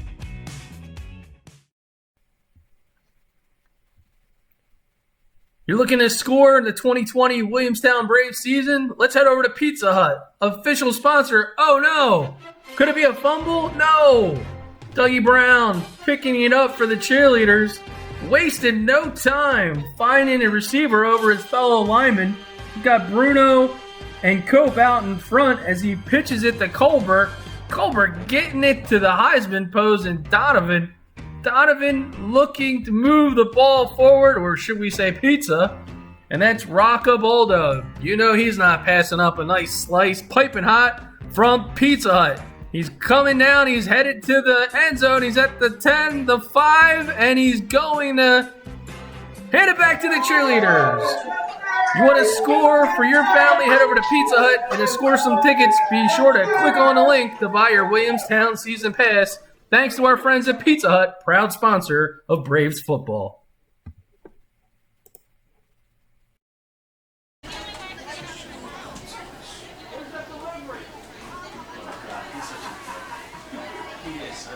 The guy is like sponsoring us left and right, and we did say like, hey, we got a delivery before halftime. We show the guy delivering it. So now Chris is like ripping on him. We're not getting free pizza. What size T-shirt do you wear, dude? Extra large. I'll get you a long sleeve and a hoodie. We gotta have fun now. I just said I was like this guy freaking.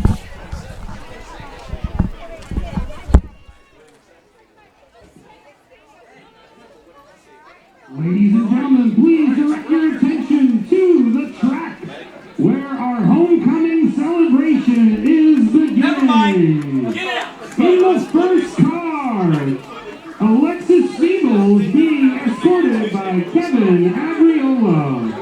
Alexis Siebels is a triple threat athlete and one of the captains of the Williamstown field hockey team. She is involved in both the Italian-American Club and the Health Careers Club. She is a member of National Honor Society and the Allied Health Academy.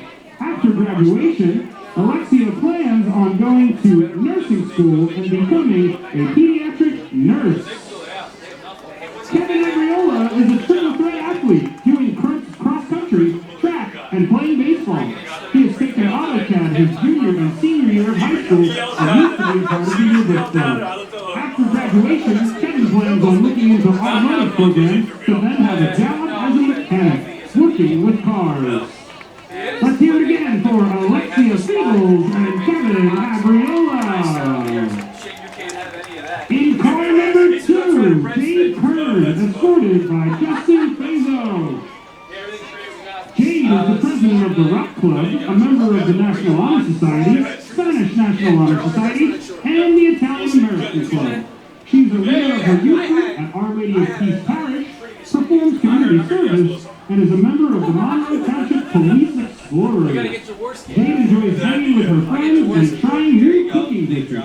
She will continue her education at a 4-year college, studying forensic science, pursuing a career as an FBI agent. Justin is the captain of the cross-country team, which he ran with for the past 3 years now. He also is a varsity runner for the track team. Justin hopes to continue a running career in college. He volunteers at Our Lady of Peace Parish, where he is a youth leader at the church. He enjoys spending his free time with his friends and family. Justin plans to go to Rowan to become a financial advisor.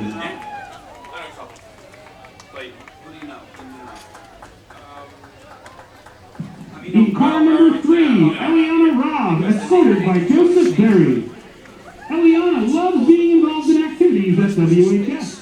Because of this, she has cultivated meaningful relationships with students and staff that have inspired her to become class president, student member of the Board of Education, executive officer to the Business Academy, and manager of Bianca's Closet.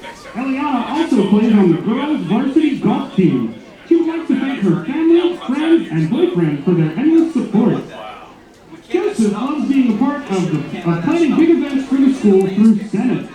Some of his other interests include screenwriting and film.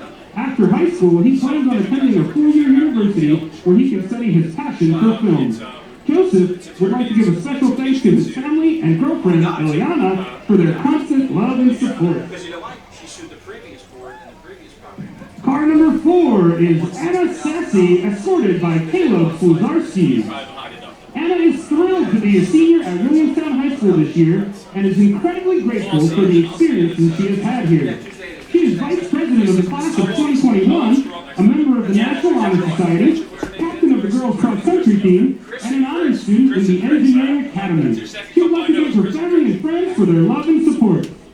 Caleb is a hard-working honors student who is involved in many clubs and activities such as National Honor Society. He enjoys playing sports and hanging out with his friends.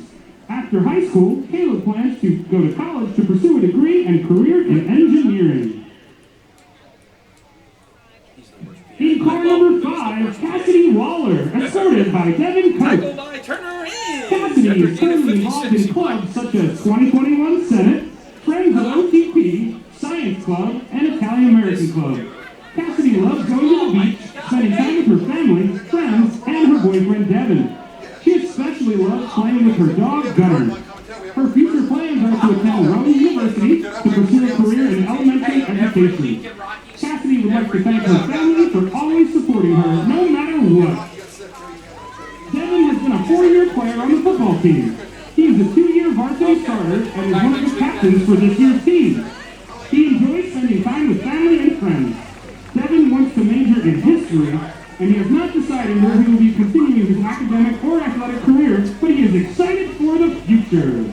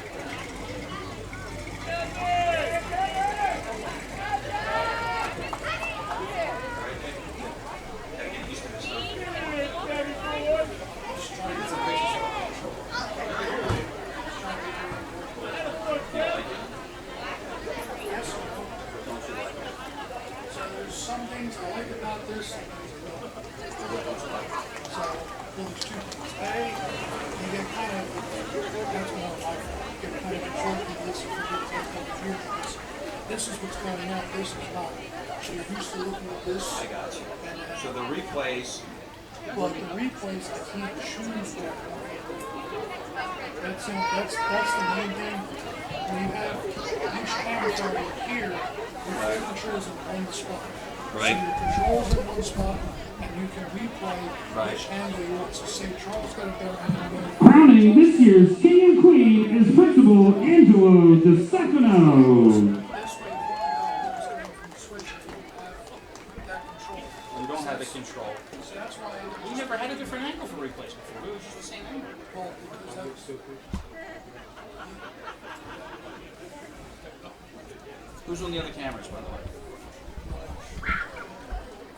How many do we have? 4, right? So are you able to run any plays back or no? Any touchdowns?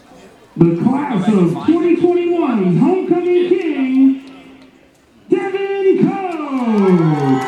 And the class of 2021 Homecoming Queen, Cassidy Waller. Oh boy. Congratulations to all of the Homecoming Court representatives. Oh boy. Gotta get that off.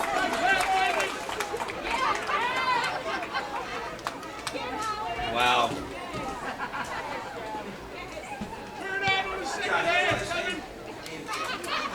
Oh boy. Oh boy. Mean left tackle. Where is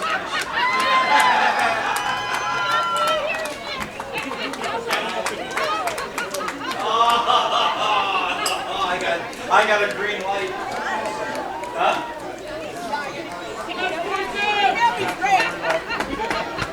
He wants to take it off.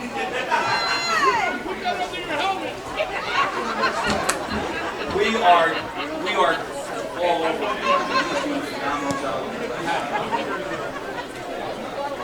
Trying to get it off.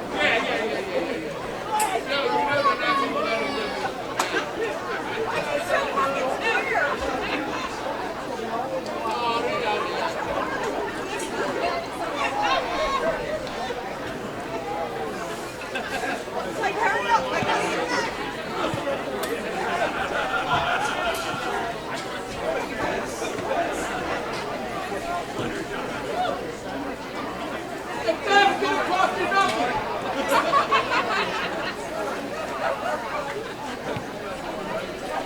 So what are you doing there, Josh? You're doing skateboard, right?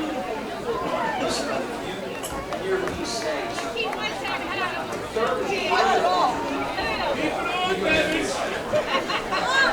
Thank you. What? When there's a penalty, the clock is stopped. Big day of closet organizing and jigsaw puzzling? Get Pizza Hut's Big Dinner Box. 2 medium pizzas, breadsticks, and your choice of pasta or wings. Sealed for your safety, all in one box. Choose contactless delivery or new curbside pickup at pizzahut.com.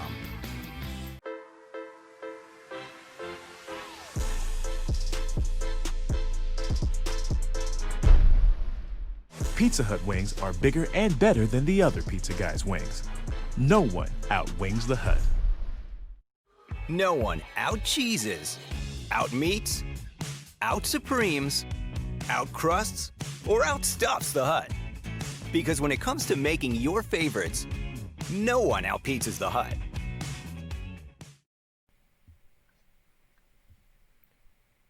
You're looking to score in the 2020 Williamstown Braves season? Let's head over to Pizza Hut, official sponsor. Oh no!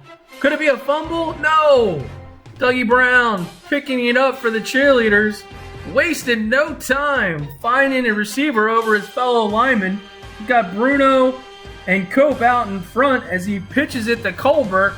Colbert getting it to the Heisman pose and Donovan. Donovan looking to move the ball forward, or should we say pizza. And that's Rocca Bulldog. You know he's not passing up a nice slice, piping hot from Pizza Hut. He's coming down. He's headed to the end zone. He's at the 10, the 5, and he's going to hand it back to the cheerleaders. You want to score for your family? Head over to Pizza Hut and to score some tickets. Be sure to click on the link to buy your Williamstown season pass. Thanks to our friends at Pizza Hut, proud sponsor of Braves football.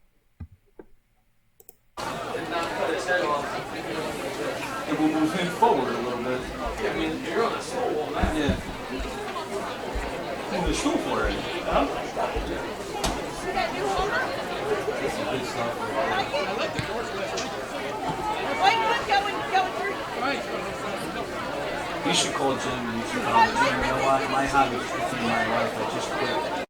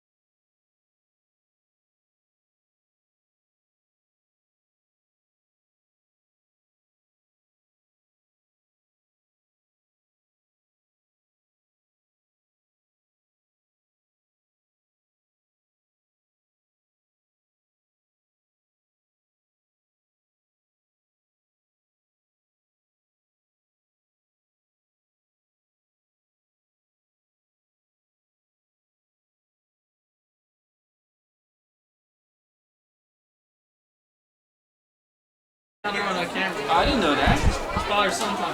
So we got 4 There cameras. he is, the man, the myth, the legend. What's up, buddy? Yo! What you doing? Not too much. How did our boy do last night? Looked good, I thought, last night. Not so good. Just got it done. What you doing here? Hair is I got nothing tonight, so I came down. He's like, hey, That's awesome. get it through. Yeah, man. The gang's all here. Senior night, homecoming, all rolled into one. We got the officials getting paid by the flag tonight. Oh, God. Dude, that first half. So, that was the listen, longest can I- half of football.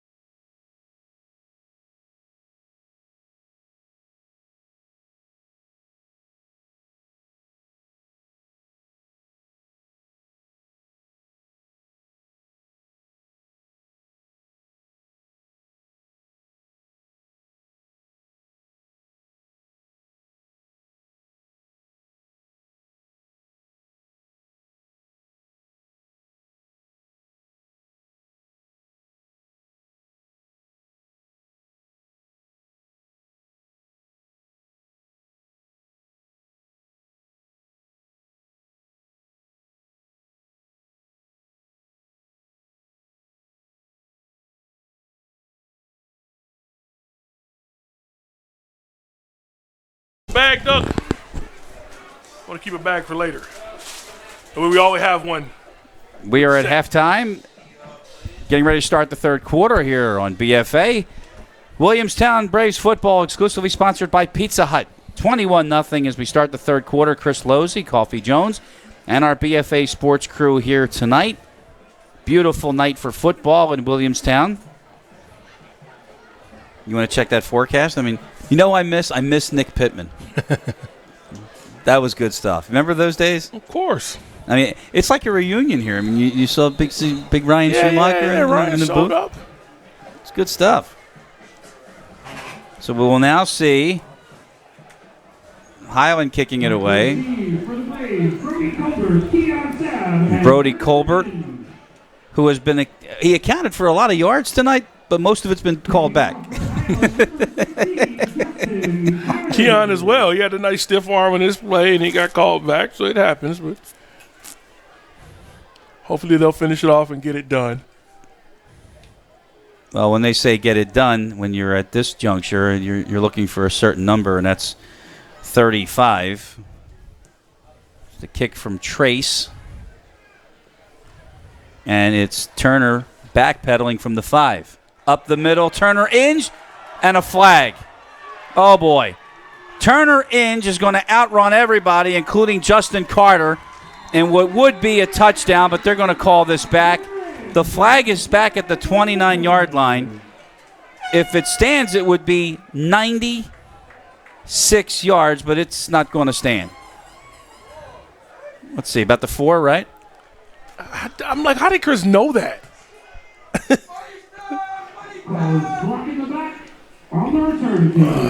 Do we see a block in the back? Do we have another angle on that?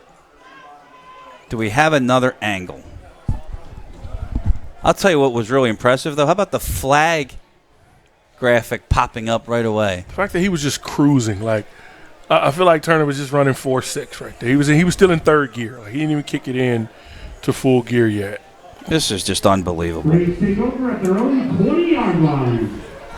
So instead of a 96-yard touchdown by Turner Inge, which would have been his third of the game, instead the Braves will start at their 20 to start the second half here. And I no doubt will get a call from his father, Wade Inge, one of the assistant coaches, at some point within the next 48 hours. Chris, did you see that? Chris, was that really a block in the back? Trying to take away his son's hat trick, man. Look at him. First down carry, 6 yards. Second down and about 4 for the Braves. Here's Brown. There's a handoff, and right at the line of scrimmage. Number 5, Turner. That was Chando shutting that play down. Watch what Chando does here, Coffee. And Turner's got nowhere to go. Great job up front. Brings up 33. Third and short situation for Williamstown. And also got to give credit to Winston Jordan. He's one of the defensive linemen there, number 78. He just held his ground, stayed in his gap against Eaton. That was a great play there. Third down, about 3.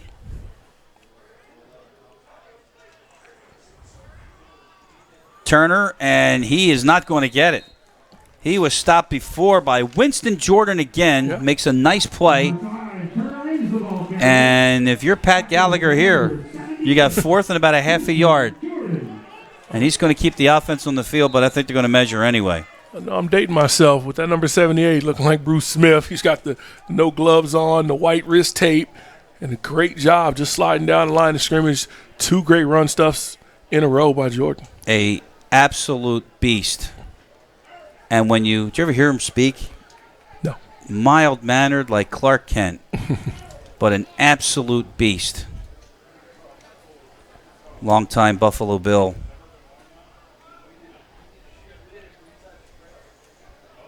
So they need about that much. So now, let's see what you do here. You hear goal line. That's assistant coach Wade Inge. I see Mr. Alexander, number 44, coming on the field in that fullback package. It's time to get physical. Buckle your chin strap. So early on, this is a big test for the Highland defense. If they can stop the Braves here, that would give them a big lift. Fourth down, half a yard. Brown, left side. Inge didn't get much, but I think he had enough to move the chains. He did. Gutsy call there by Pat Gallagher. Yeah, we try to just put the nail in the coffin. Right side of that offensive line, left side of that offensive line did just enough to move the chains for the Braves. I haven't heard an air horn in 20 years. On first down, here is a pitch, and Turner's in the open again. 40. Midfield. Still going, and taken down from behind. A long gain for Inge. No flags, and a first down. and a pickup of 21. I'm going to take a guess here. At Turner Inge, if he's not already, has 1 point been in the 4x4 quarter-mile relay team. He may not be the 100-yard dash sprinter, but the 200 to 400 just how smoother his stride is when he gets into the open field. How far Devin Cope was out there blocking, too. Doing a phenomenal job on the left side of the line this year. Draw play, Inge again. Oh, look at that. Keeps his feet, and Inge gets inside the 30. Omar Smith finished him off. He's a little gassed after that run. This could be a helmet-to-helmet contact here. Watch at the end of the play. Watch Omar Smith, number 1. Chando gets him, or a shoulder to the head. Yeah, and I think as he's falling, I don't think that's too egregious to possibly not throw a player out like that. But shoulder to the head area. If that's the case, then that's going to be a half the distance that would put the ball at the 15-yard line. Here's Mole. Yep. Oh, they are doing it, but they are not going to throw him out. And that's the first call I actually agree with. But that's the danger when you're heading down to the ground as a defender. What are you supposed to do? It's a tough situation. When that target zone moves with the defenders, or the offensive ball carriers falling down or jumping up high, they move the target area. You could aim for the chest or the waist, and they crouch down to protect themselves. The helmet-to-helmet contact incurs. I don't think that should be a defensive penalty, but that's the lay of the law right now. At the 15, following the flag. First down for the Braves. Brown on a keeper, and he can run, and a flag is down, and so is Brown. He gets to the 11, a pickup of 4. He was tripped up on the play by 55 again, who we don't have a name on him. Let's see the flag here. Wow. They're going to call a hold. This is unbelievable.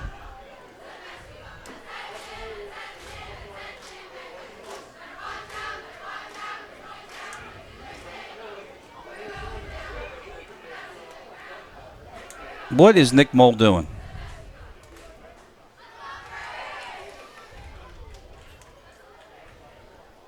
They're going to call a hold against the defense? Where? On a running play? That's half the distance. And is it enough for a first down or no? No, it's not enough for a first down, so it'll be no, it should be first down again because if it's a tack on, and repeat the down. Was it first down? It was first down, wasn't it? I believe it was first down, Chris, but right now it's goal to goal for the Braves, looking to put a nail in the coffin here. Oh, boy. And another flag.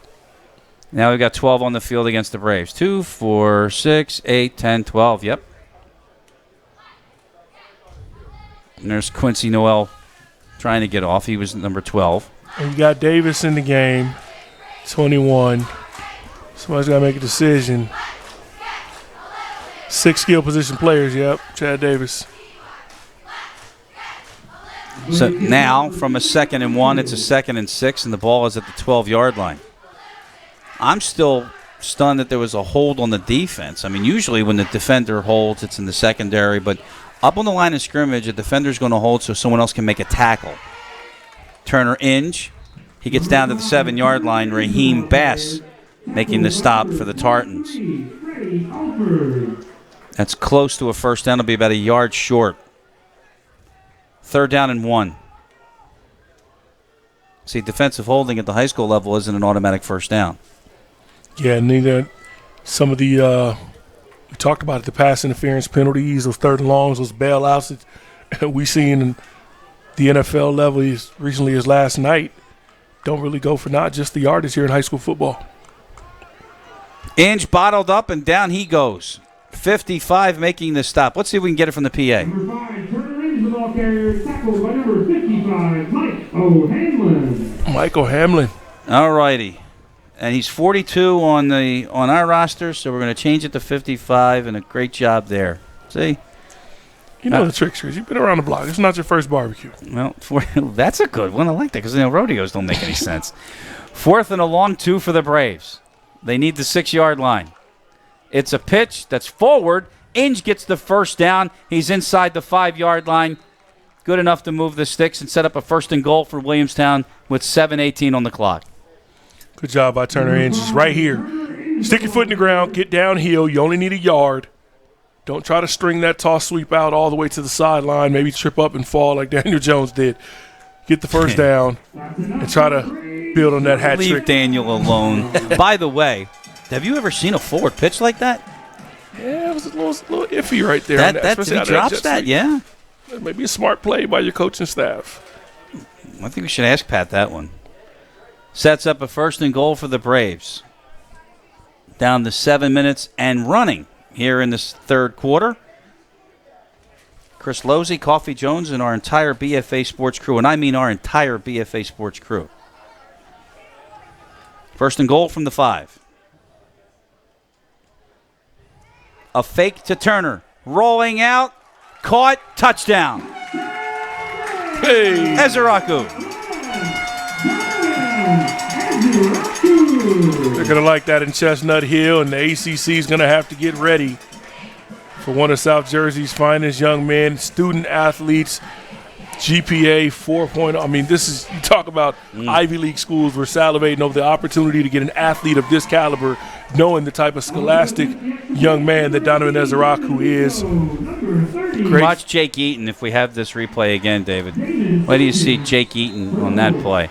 Takes, those Kelsey blocks where he takes 2 out with just a shove. See Mylotta get a couple of those last night. Watch this. Watch. Look at that. Look at that. Just like that. Nice execution. Mylotta, yeah. I had Doug Brown on my fantasy team. I needed that.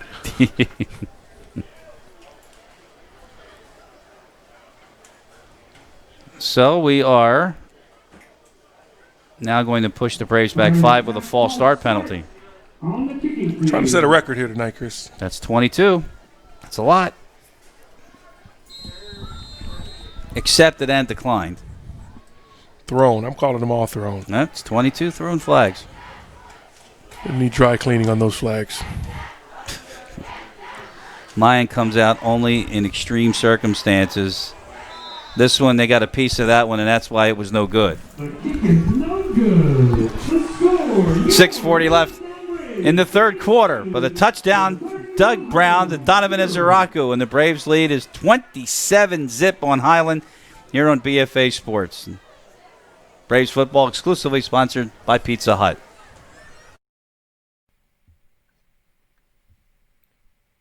You're looking to score in the 2020 Williamstown Braves season? Let's head over to Pizza Hut, official sponsor. Oh no! Could it be a fumble? No! Dougie Brown picking it up for the cheerleaders. Wasted no time finding a receiver over his fellow lineman. We've got Bruno and Cope out in front as he pitches it to Colbert. Colbert getting it to the Heisman pose, and Donovan looking to move the ball forward, or should we say pizza, and that's Rocco Bulldog. You know he's not passing up a nice slice, piping hot from Pizza Hut. He's coming down, he's headed to the end zone, he's at the 10, the 5, and he's going to hand it back to the cheerleaders. You want to score for your family, head over to Pizza Hut, and to score some tickets, be sure to click on the link to buy your Williamstown season pass. Thanks to our friends at Pizza Hut, proud sponsor of Braves football.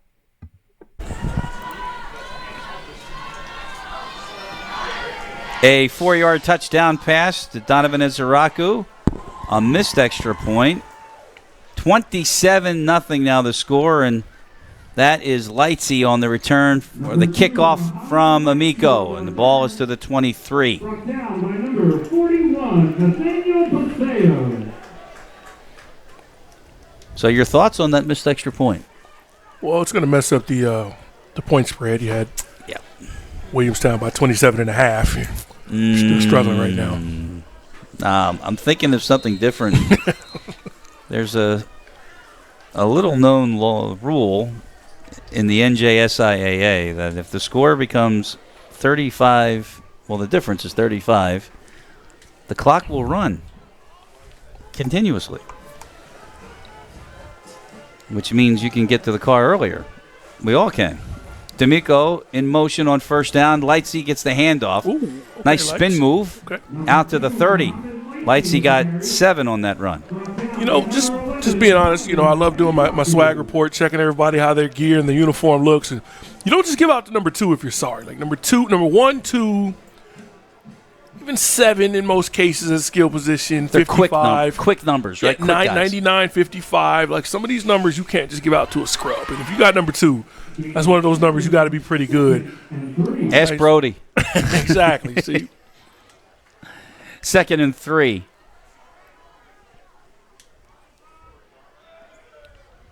Keeler back at quarterback, by the way.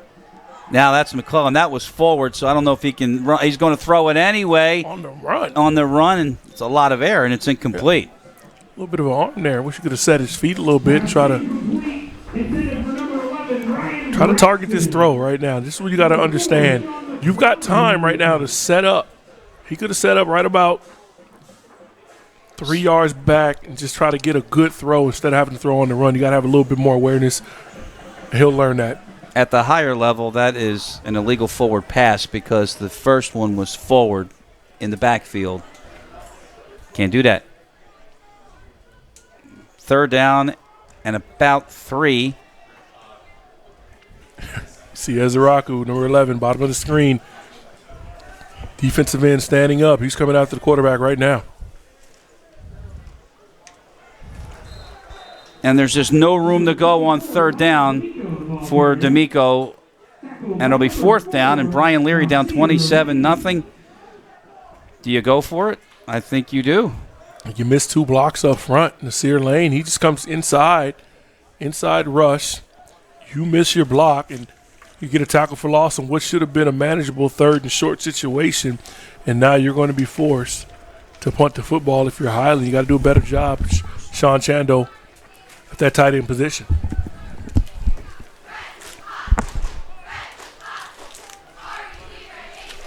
So clock stopped. Actually, no, under now 5 minutes. And another Keeler punt. He's at the 15. Deep kick. Colbert off the bounce, but a nice hop, and he's got room. Colbert at midfield. Spinning his way inside the 45 down to the 42. The ball is not round, Coffee. Coach Palmer used to tell me they shape it funny like that for a reason. And it's weird because some of these short muffs, if it gets hopped right back to the returner, it kind of helps them get settled. Because when the ball hits the ground, sometimes the return team kind of lapses. They're going to go for the ball. They get out of their lanes, and you end up with a nice return by Mr. Colbert. Does Deshaun Jackson come to mind? Against the Giants. He had a good start last night, but obviously high ankle sprain. He's going to be out for a couple weeks for the Eagles. He's done. I heard 4 to 6. Lorenzo Hines with room. Still going. Down to the 20. 22 yards on that run. No flags. 1st down.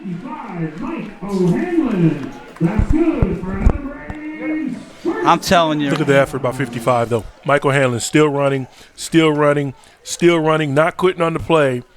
You see a lot of other defenders disappear as Hines turns that corner, but 55, him and D'Amico are 2 players I take on my team any day. Behind a Jake Durant block, though, that opened the whole thing up. 1st down now for the Braves. They are at the 23. Here's Brown setting up the screen, but it's underneath Colbert, incomplete. 2nd down. Offensive line, something you know little about. So Devin Cope has come in, done a phenomenal job. Did you see at halftime, though, Devin Cope was actually a part of halftime? He was named the homecoming king. Well, I'm proud of him. I mean, obviously, you expect somebody like Dougie Brown, and in his uniform, the good-looking quarterback, to be the in his pads, an offensive lineman with a sash. Of course. Look, I had to do it. I was homecoming prince, 1998. Were you really? Yeah. We lost that game. So Coach kind of mad, He's trying to give us adjustments at halftime. I got to go sit in the back of a convertible. 2nd and 10. That's a hold, and this play is going to get wiped out. The pass to the near side that Keon Sabb gets, but this is an easy one. I just really. There's Oh, Bruce Smith again. It's just Winston Jordan just forcing another play. That's 3 players I'd take off of Highland. If you're a college scout looking for some guys that are going to be tough at any level to give away some scholarship money, those are 3 kids right there. And Jordan, D'Amico, and O'Hanlon. it's a hold on Samuel Bjork. Everybody saw it. And with 4 minutes now gone, or left in the third, Williamstown is faced with a second down and 27. At the 40, first down marker, the 13. And Dougie to the air, he dumps it off, and Lorenzo Hines is going to run all the way down for the touchdown. 40 yards, Hines from Brown. More fantasy points. One of the easier touchdowns that Doug Brown will see. Just drop back, dump it off into the flats. There's nobody there. That's a bust in coverage by the Highland Tartans. Untouched. Do you go for 2, folks? You absolutely do. No, you don't. No, you don't. You be respectful.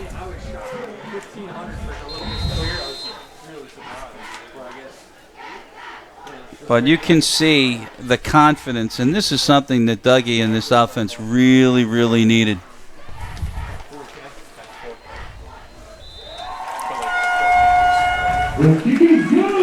It's 34-zip on BFA Sports. The Braves in front. Williamstown football is exclusively sponsored by Pizza Hut.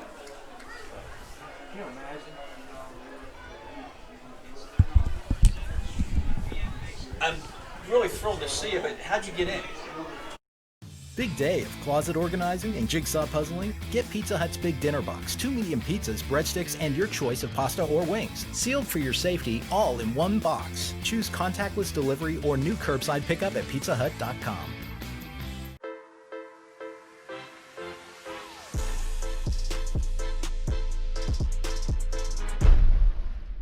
Pizza Hut wings are bigger and better than the other pizza guys' wings. No one outwings the Hut. Sounds awesome, too. Welcome back to Williamstown. Chris Losey, Coffee Jones, and our BFA Sports crew here tonight. 3:45 left in the third, and you can see the score. The Braves up really big. This just in from Ed Herron at Pizza Hut. 2 words on a text message. I'm sorry. It's actually 3 with the apostrophe, right? Not acceptable. He will hear it on Tuesday night. Next week we're going to have French fries. Oh, yeah. Well, that's right, because of let's just call it your particular fussy choice. Did you see that big box, though, that dinner box? Of course. What can you have? You can have the breadsticks? Breadsticks, French fries. Okay. It's like I did last time. Not a good start, though, because, he's promised us deliveries in the booth, but he'll have to make it up to us next week. Big football game next week. Looking forward to it, the prep. And this is why I think another reason why Coach is not decided to go for 2. Play this game out, get some talent on the field, some of your depth, your underclassmen, to get them some quality minutes, because you're going to need it. You're going to have to play against a better team. You're going to have to be more sound. Penalties cannot happen. Missed block, missed assignment, muff punch. Can't make the mistakes against a team like the Prep. Timeout Braves.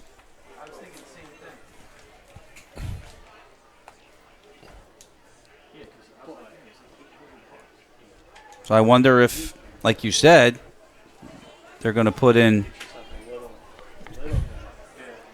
I don't want to call it the B team, but, the guys that look, the last year, that's what kind of helped your way to when you saw guys like Turner and some of these guys come out the back. Roccabaldo, when you get these blowout games, especially earlier in your preseason, every level does it. Clemson, Alabama. Clemson put up 73 last week against Georgia Tech. I mean, they just kind of rolled over, and you don't think Ugalele and some of these other underclassmen are starting to get prepped. True. I mean, they got to get ready. They know Donovan Ezeraku's coming, so they got to get some of these underclassmen ready. One of my favorite lines ever working with Ron Paulus. AYO? Do you remember that? Yes, sir. What was it? What did it stand for? All you others. I don't want to embarrass anybody. Exactly. And Nico's kick goes into the end zone for a touchback, and it'll be Highland's ball at the 20. The only level of football where a touchback will take it back to the 20. That's just not a good play there. Brown's got to field that ball, right? If you got an opportunity, look, you're back there for a reason. They think you're explosive and you're an athlete. I'm trying to return everything. Yeah. I watched a highlight the other night on Snapchat. Longest return ever, Cordero Patterson, 109. Oh, yeah, the Vikings. Yeah, back of the end zone. He's taking it out. Opening kickoff against the Packers. So sure. If you're an athlete, they put you back there. Take every opportunity you get. Oh, I did not get to tell you this. I don't know if we talked about it. The Wildwood-Pittman game a couple of weeks ago was called at halftime. I'll get into that in a second. 7 personal fouls that preceded that, just to give you a little precursor. Wow, that's a personal foul there. Yeah, not really, but Lightsey is swallowed up in the backfield. My goodness. You know, you might want to block somebody on that. You got to press charges Jaden Wright. That's the second time Wright's been in the backfield like he knew the play. Is that legal? Yeah, it is, actually. Lost a 5 on the play. Anyway, they called the game at halftime because of fights. The clincher was a field goal attempt at the end of the first half that was fielded in the end zone. Brought out. You can't bring it out in high school. I didn't know that. And he got decleated. Long story. Keeler on 2nd and long. This is D'Amico. Look at this kid. Tough kid. Look at this kid. I've done enough Ivy League football, Patriot League, at the FCF level, and I've seen kids not nearly as tough that are juniors and seniors in college that don't play as hard as Mike D'Amico does. If he doesn't have any offers, if you're watching, if you're listening, if you came to see Keon Saab, take a look at number 24 in white as well. He got 8 on that play, and it's a 3rd down and 7 with a minute and a half to go here in the third, and the Braves up big, 34-0.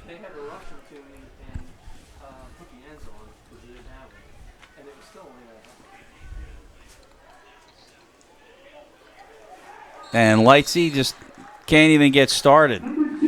Let's give credit. Matt Curran, senior linebacker on the stop. Tackled by number 33, Matt Curran. 33 on the bottom. Barry Alexander, 43, holding him up top. Seeing some of these second unit defenders getting this opportunity to make some plays because you're going to need it coming down. You know, football's a game of attrition. You see it at the college, especially the NFL level here in the Philadelphia area. You're going to need backups and next man up mentality.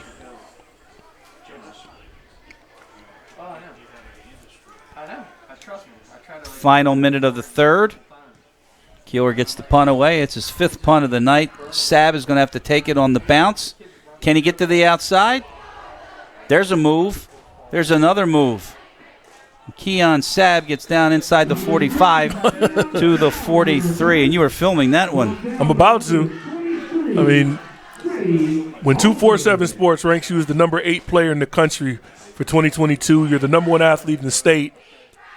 I mean, you can field punts like this and just make moves. Up 1, up 2. Skip up out of that one. Every college in America has offered him so far. Clemson, Ohio State, Georgia, where I want him to go. Chris is Notre Dame. He's got his options. He can throw his name in a hat and pick out a Power 5 top 10 program. Where, I guess the proper is where is the Irish tomorrow? Gotta look it up. Let's look that I know one up. Louisiana's playing right now. My cousin Tiger Jones is playing. I gotta go watch them.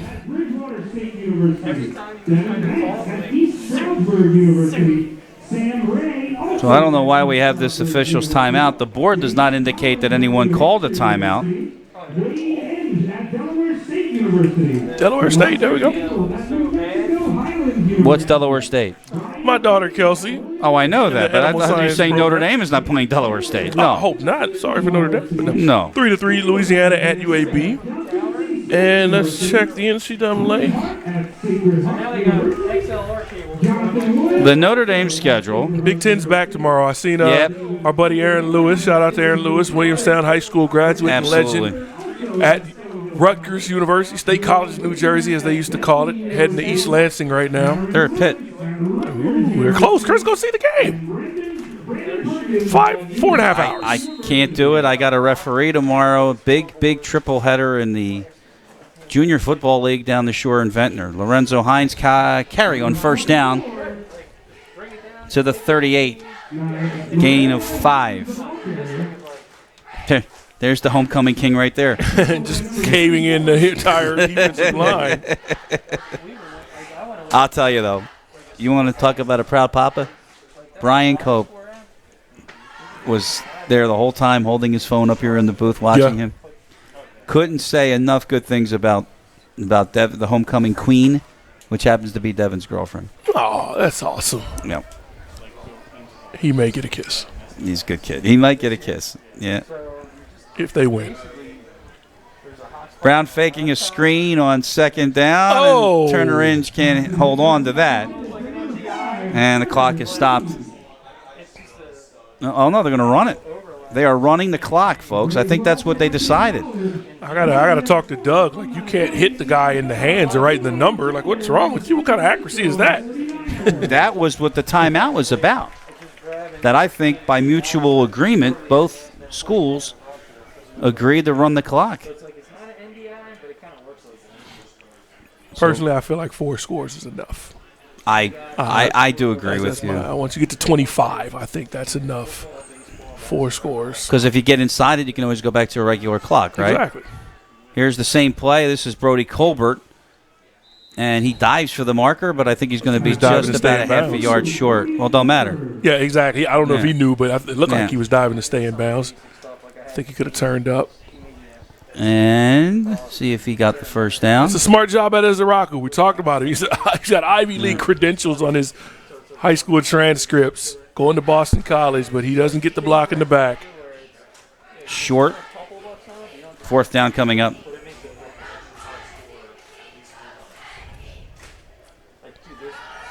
ISO cameras, like, dude, that's a Canon XA45 camcorder. Like, what they're worth, you can't On 4th down, they're going to get a first down, and Hines bulls his way down to the 25-yard line. Hines showing a little bit of versatility. Got that 24 on his jersey. Reminded me of Devontae Freeman with some of his best years with the Falcons. He went down, too, last night. Yeah. Running and receiving, though. You seen him out of the backfield on the wheel route, beating D'Amico up the right side in the first half, and then coming out just checking it down in the flat for the 40-yard touchdown to really put a nail in the coffin in this game. And a great pass from Dougie, too, on that one. Here's a pitch.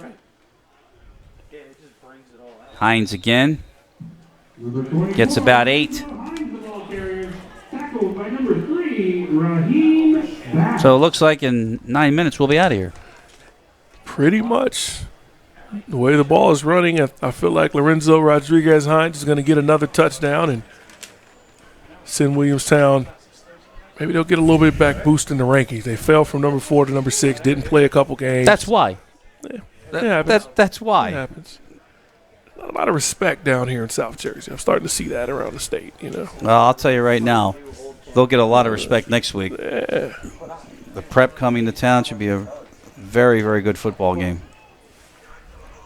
We were there last year. Remember, we went there? One of the best places we've played. We've been doing that for years. Thanks to their great athletic director, Mike Rizzo. Remember, we got my parents in the booth that night? That was a fun night. Chrissy was there, too. Don't worry, she's not watching. Down to 8 minutes left. And the ball's at the 13 and the 1st and 10 for the Braves. See if we can get other, like we've done in the past, if we can get other scores.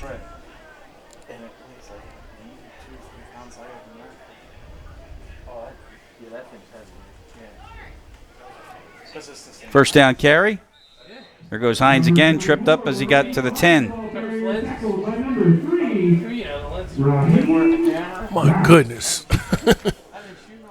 I haven't called his name all night, but we got to talk about the big fella. We had him on our opening show down at Pizza Hut, and Nick Bruno, number 73, just right there in the middle of that offensive line. Just watch him fire off the ball. A couple backups around him, getting some reps and getting some depth in there, but Bruno staying in there, and he is moving people. He had a couple visits as well. Number 24, Lorenzo Hines, ball carrier. Now he's to the 10-yard line. It's about 73. Just watch the center. Just look at the push that you get. You gain a couple yards of real estate. That's enough right there. Get Jake Gardner on your right side. He's pushing as well. That's that sled work that you work with most summers. Maybe not this summer, but see, again, yeah.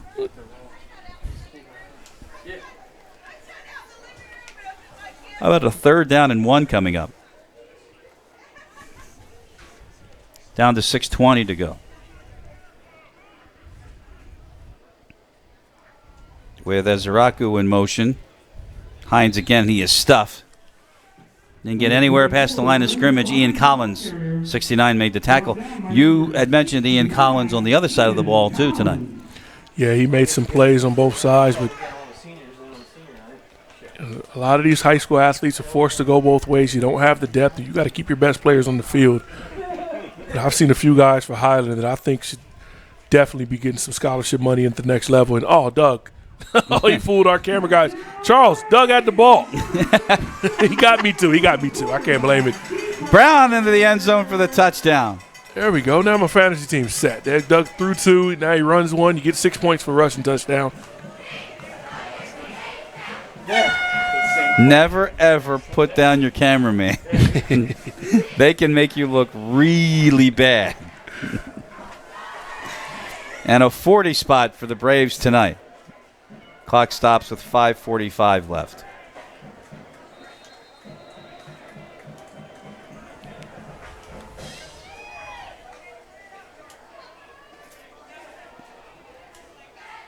Impressive drive.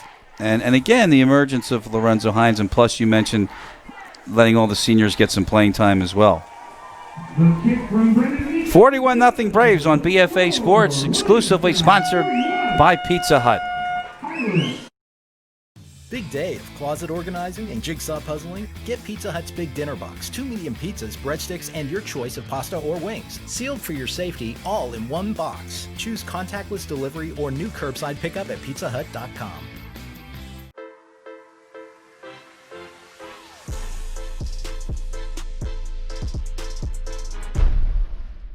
Pizza Hut wings are bigger and better than the other pizza guys' wings. No one outwings the Hut. No one out-cheeses, out-meats, out-supremes, out-crusts, or outstuffs the Hut. Because when it comes to making your favorites, no one out-pizzas the Hut.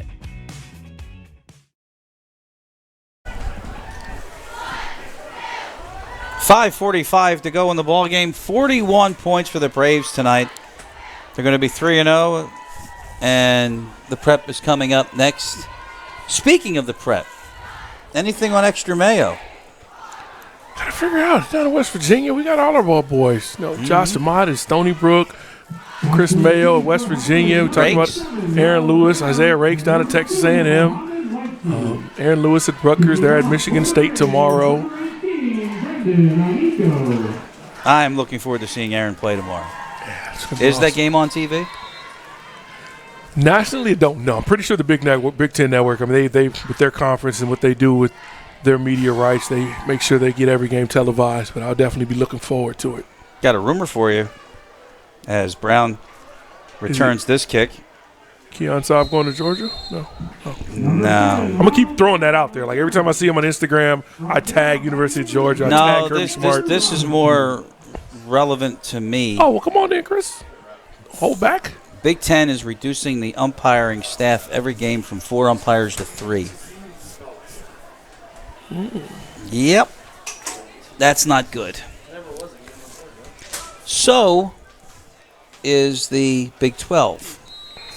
The non-conference college baseball games next year are going to be few and far between, they just may do 4-game series on the weekends. Why are the non-athletic budgets rating the athletic budgets at these universities? Answer that after this play.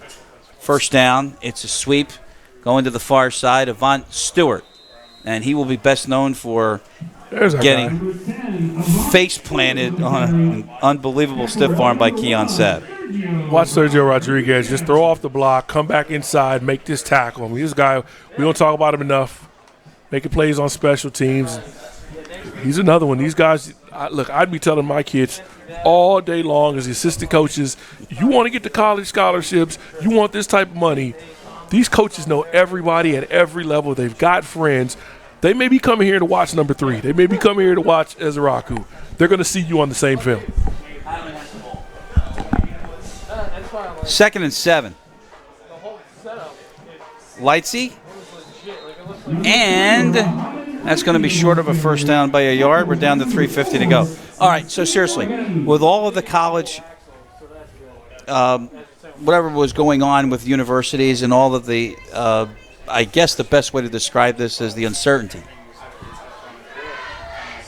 You've got a lot of students that are paying full freight for a virtual education. Yep. D'Amico, tough, will get the first down for the Tartans out to the 43. So here's a question.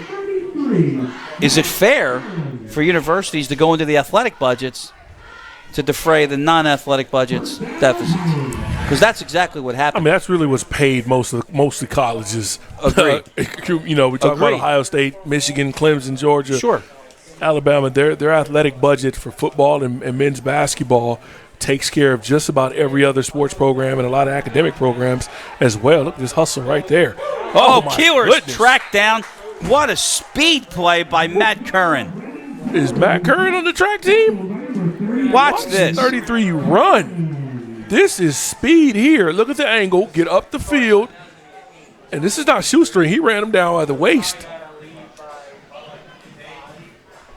Outstanding play. See, these are the guys. You make plays like that, you start to build your confidence. You're going to need some of these players in this second and third unit to come in and make crucial plays if you're going to make a run back at the state championship for 2020. Never more evident than last year with all the injuries to the linebackers. Brandon Perkins, of course.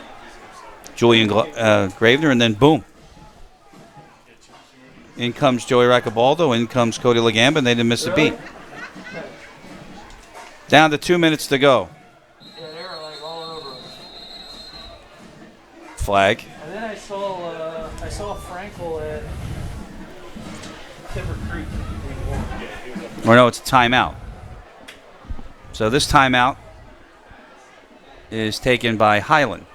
So they have 2 as well. Minute 51 to go in the ball game tonight. Or do we have? We don't have an injured player. No, we don't. The officials are at their cards. They're marking the timeout, so we don't. But the Braves do have an injured player down. See if we can see who that is. And look who it is. It's Curran. He's winded. So tired, yeah. Ran about a 4.5 running down the quarterback for that sack. Absolutely. That man a Powerade or something. Tonight's game was produced and directed by David Virgilio. Stats, Josh Davidson. Camera, Charles Hope. Cody Higginbotham.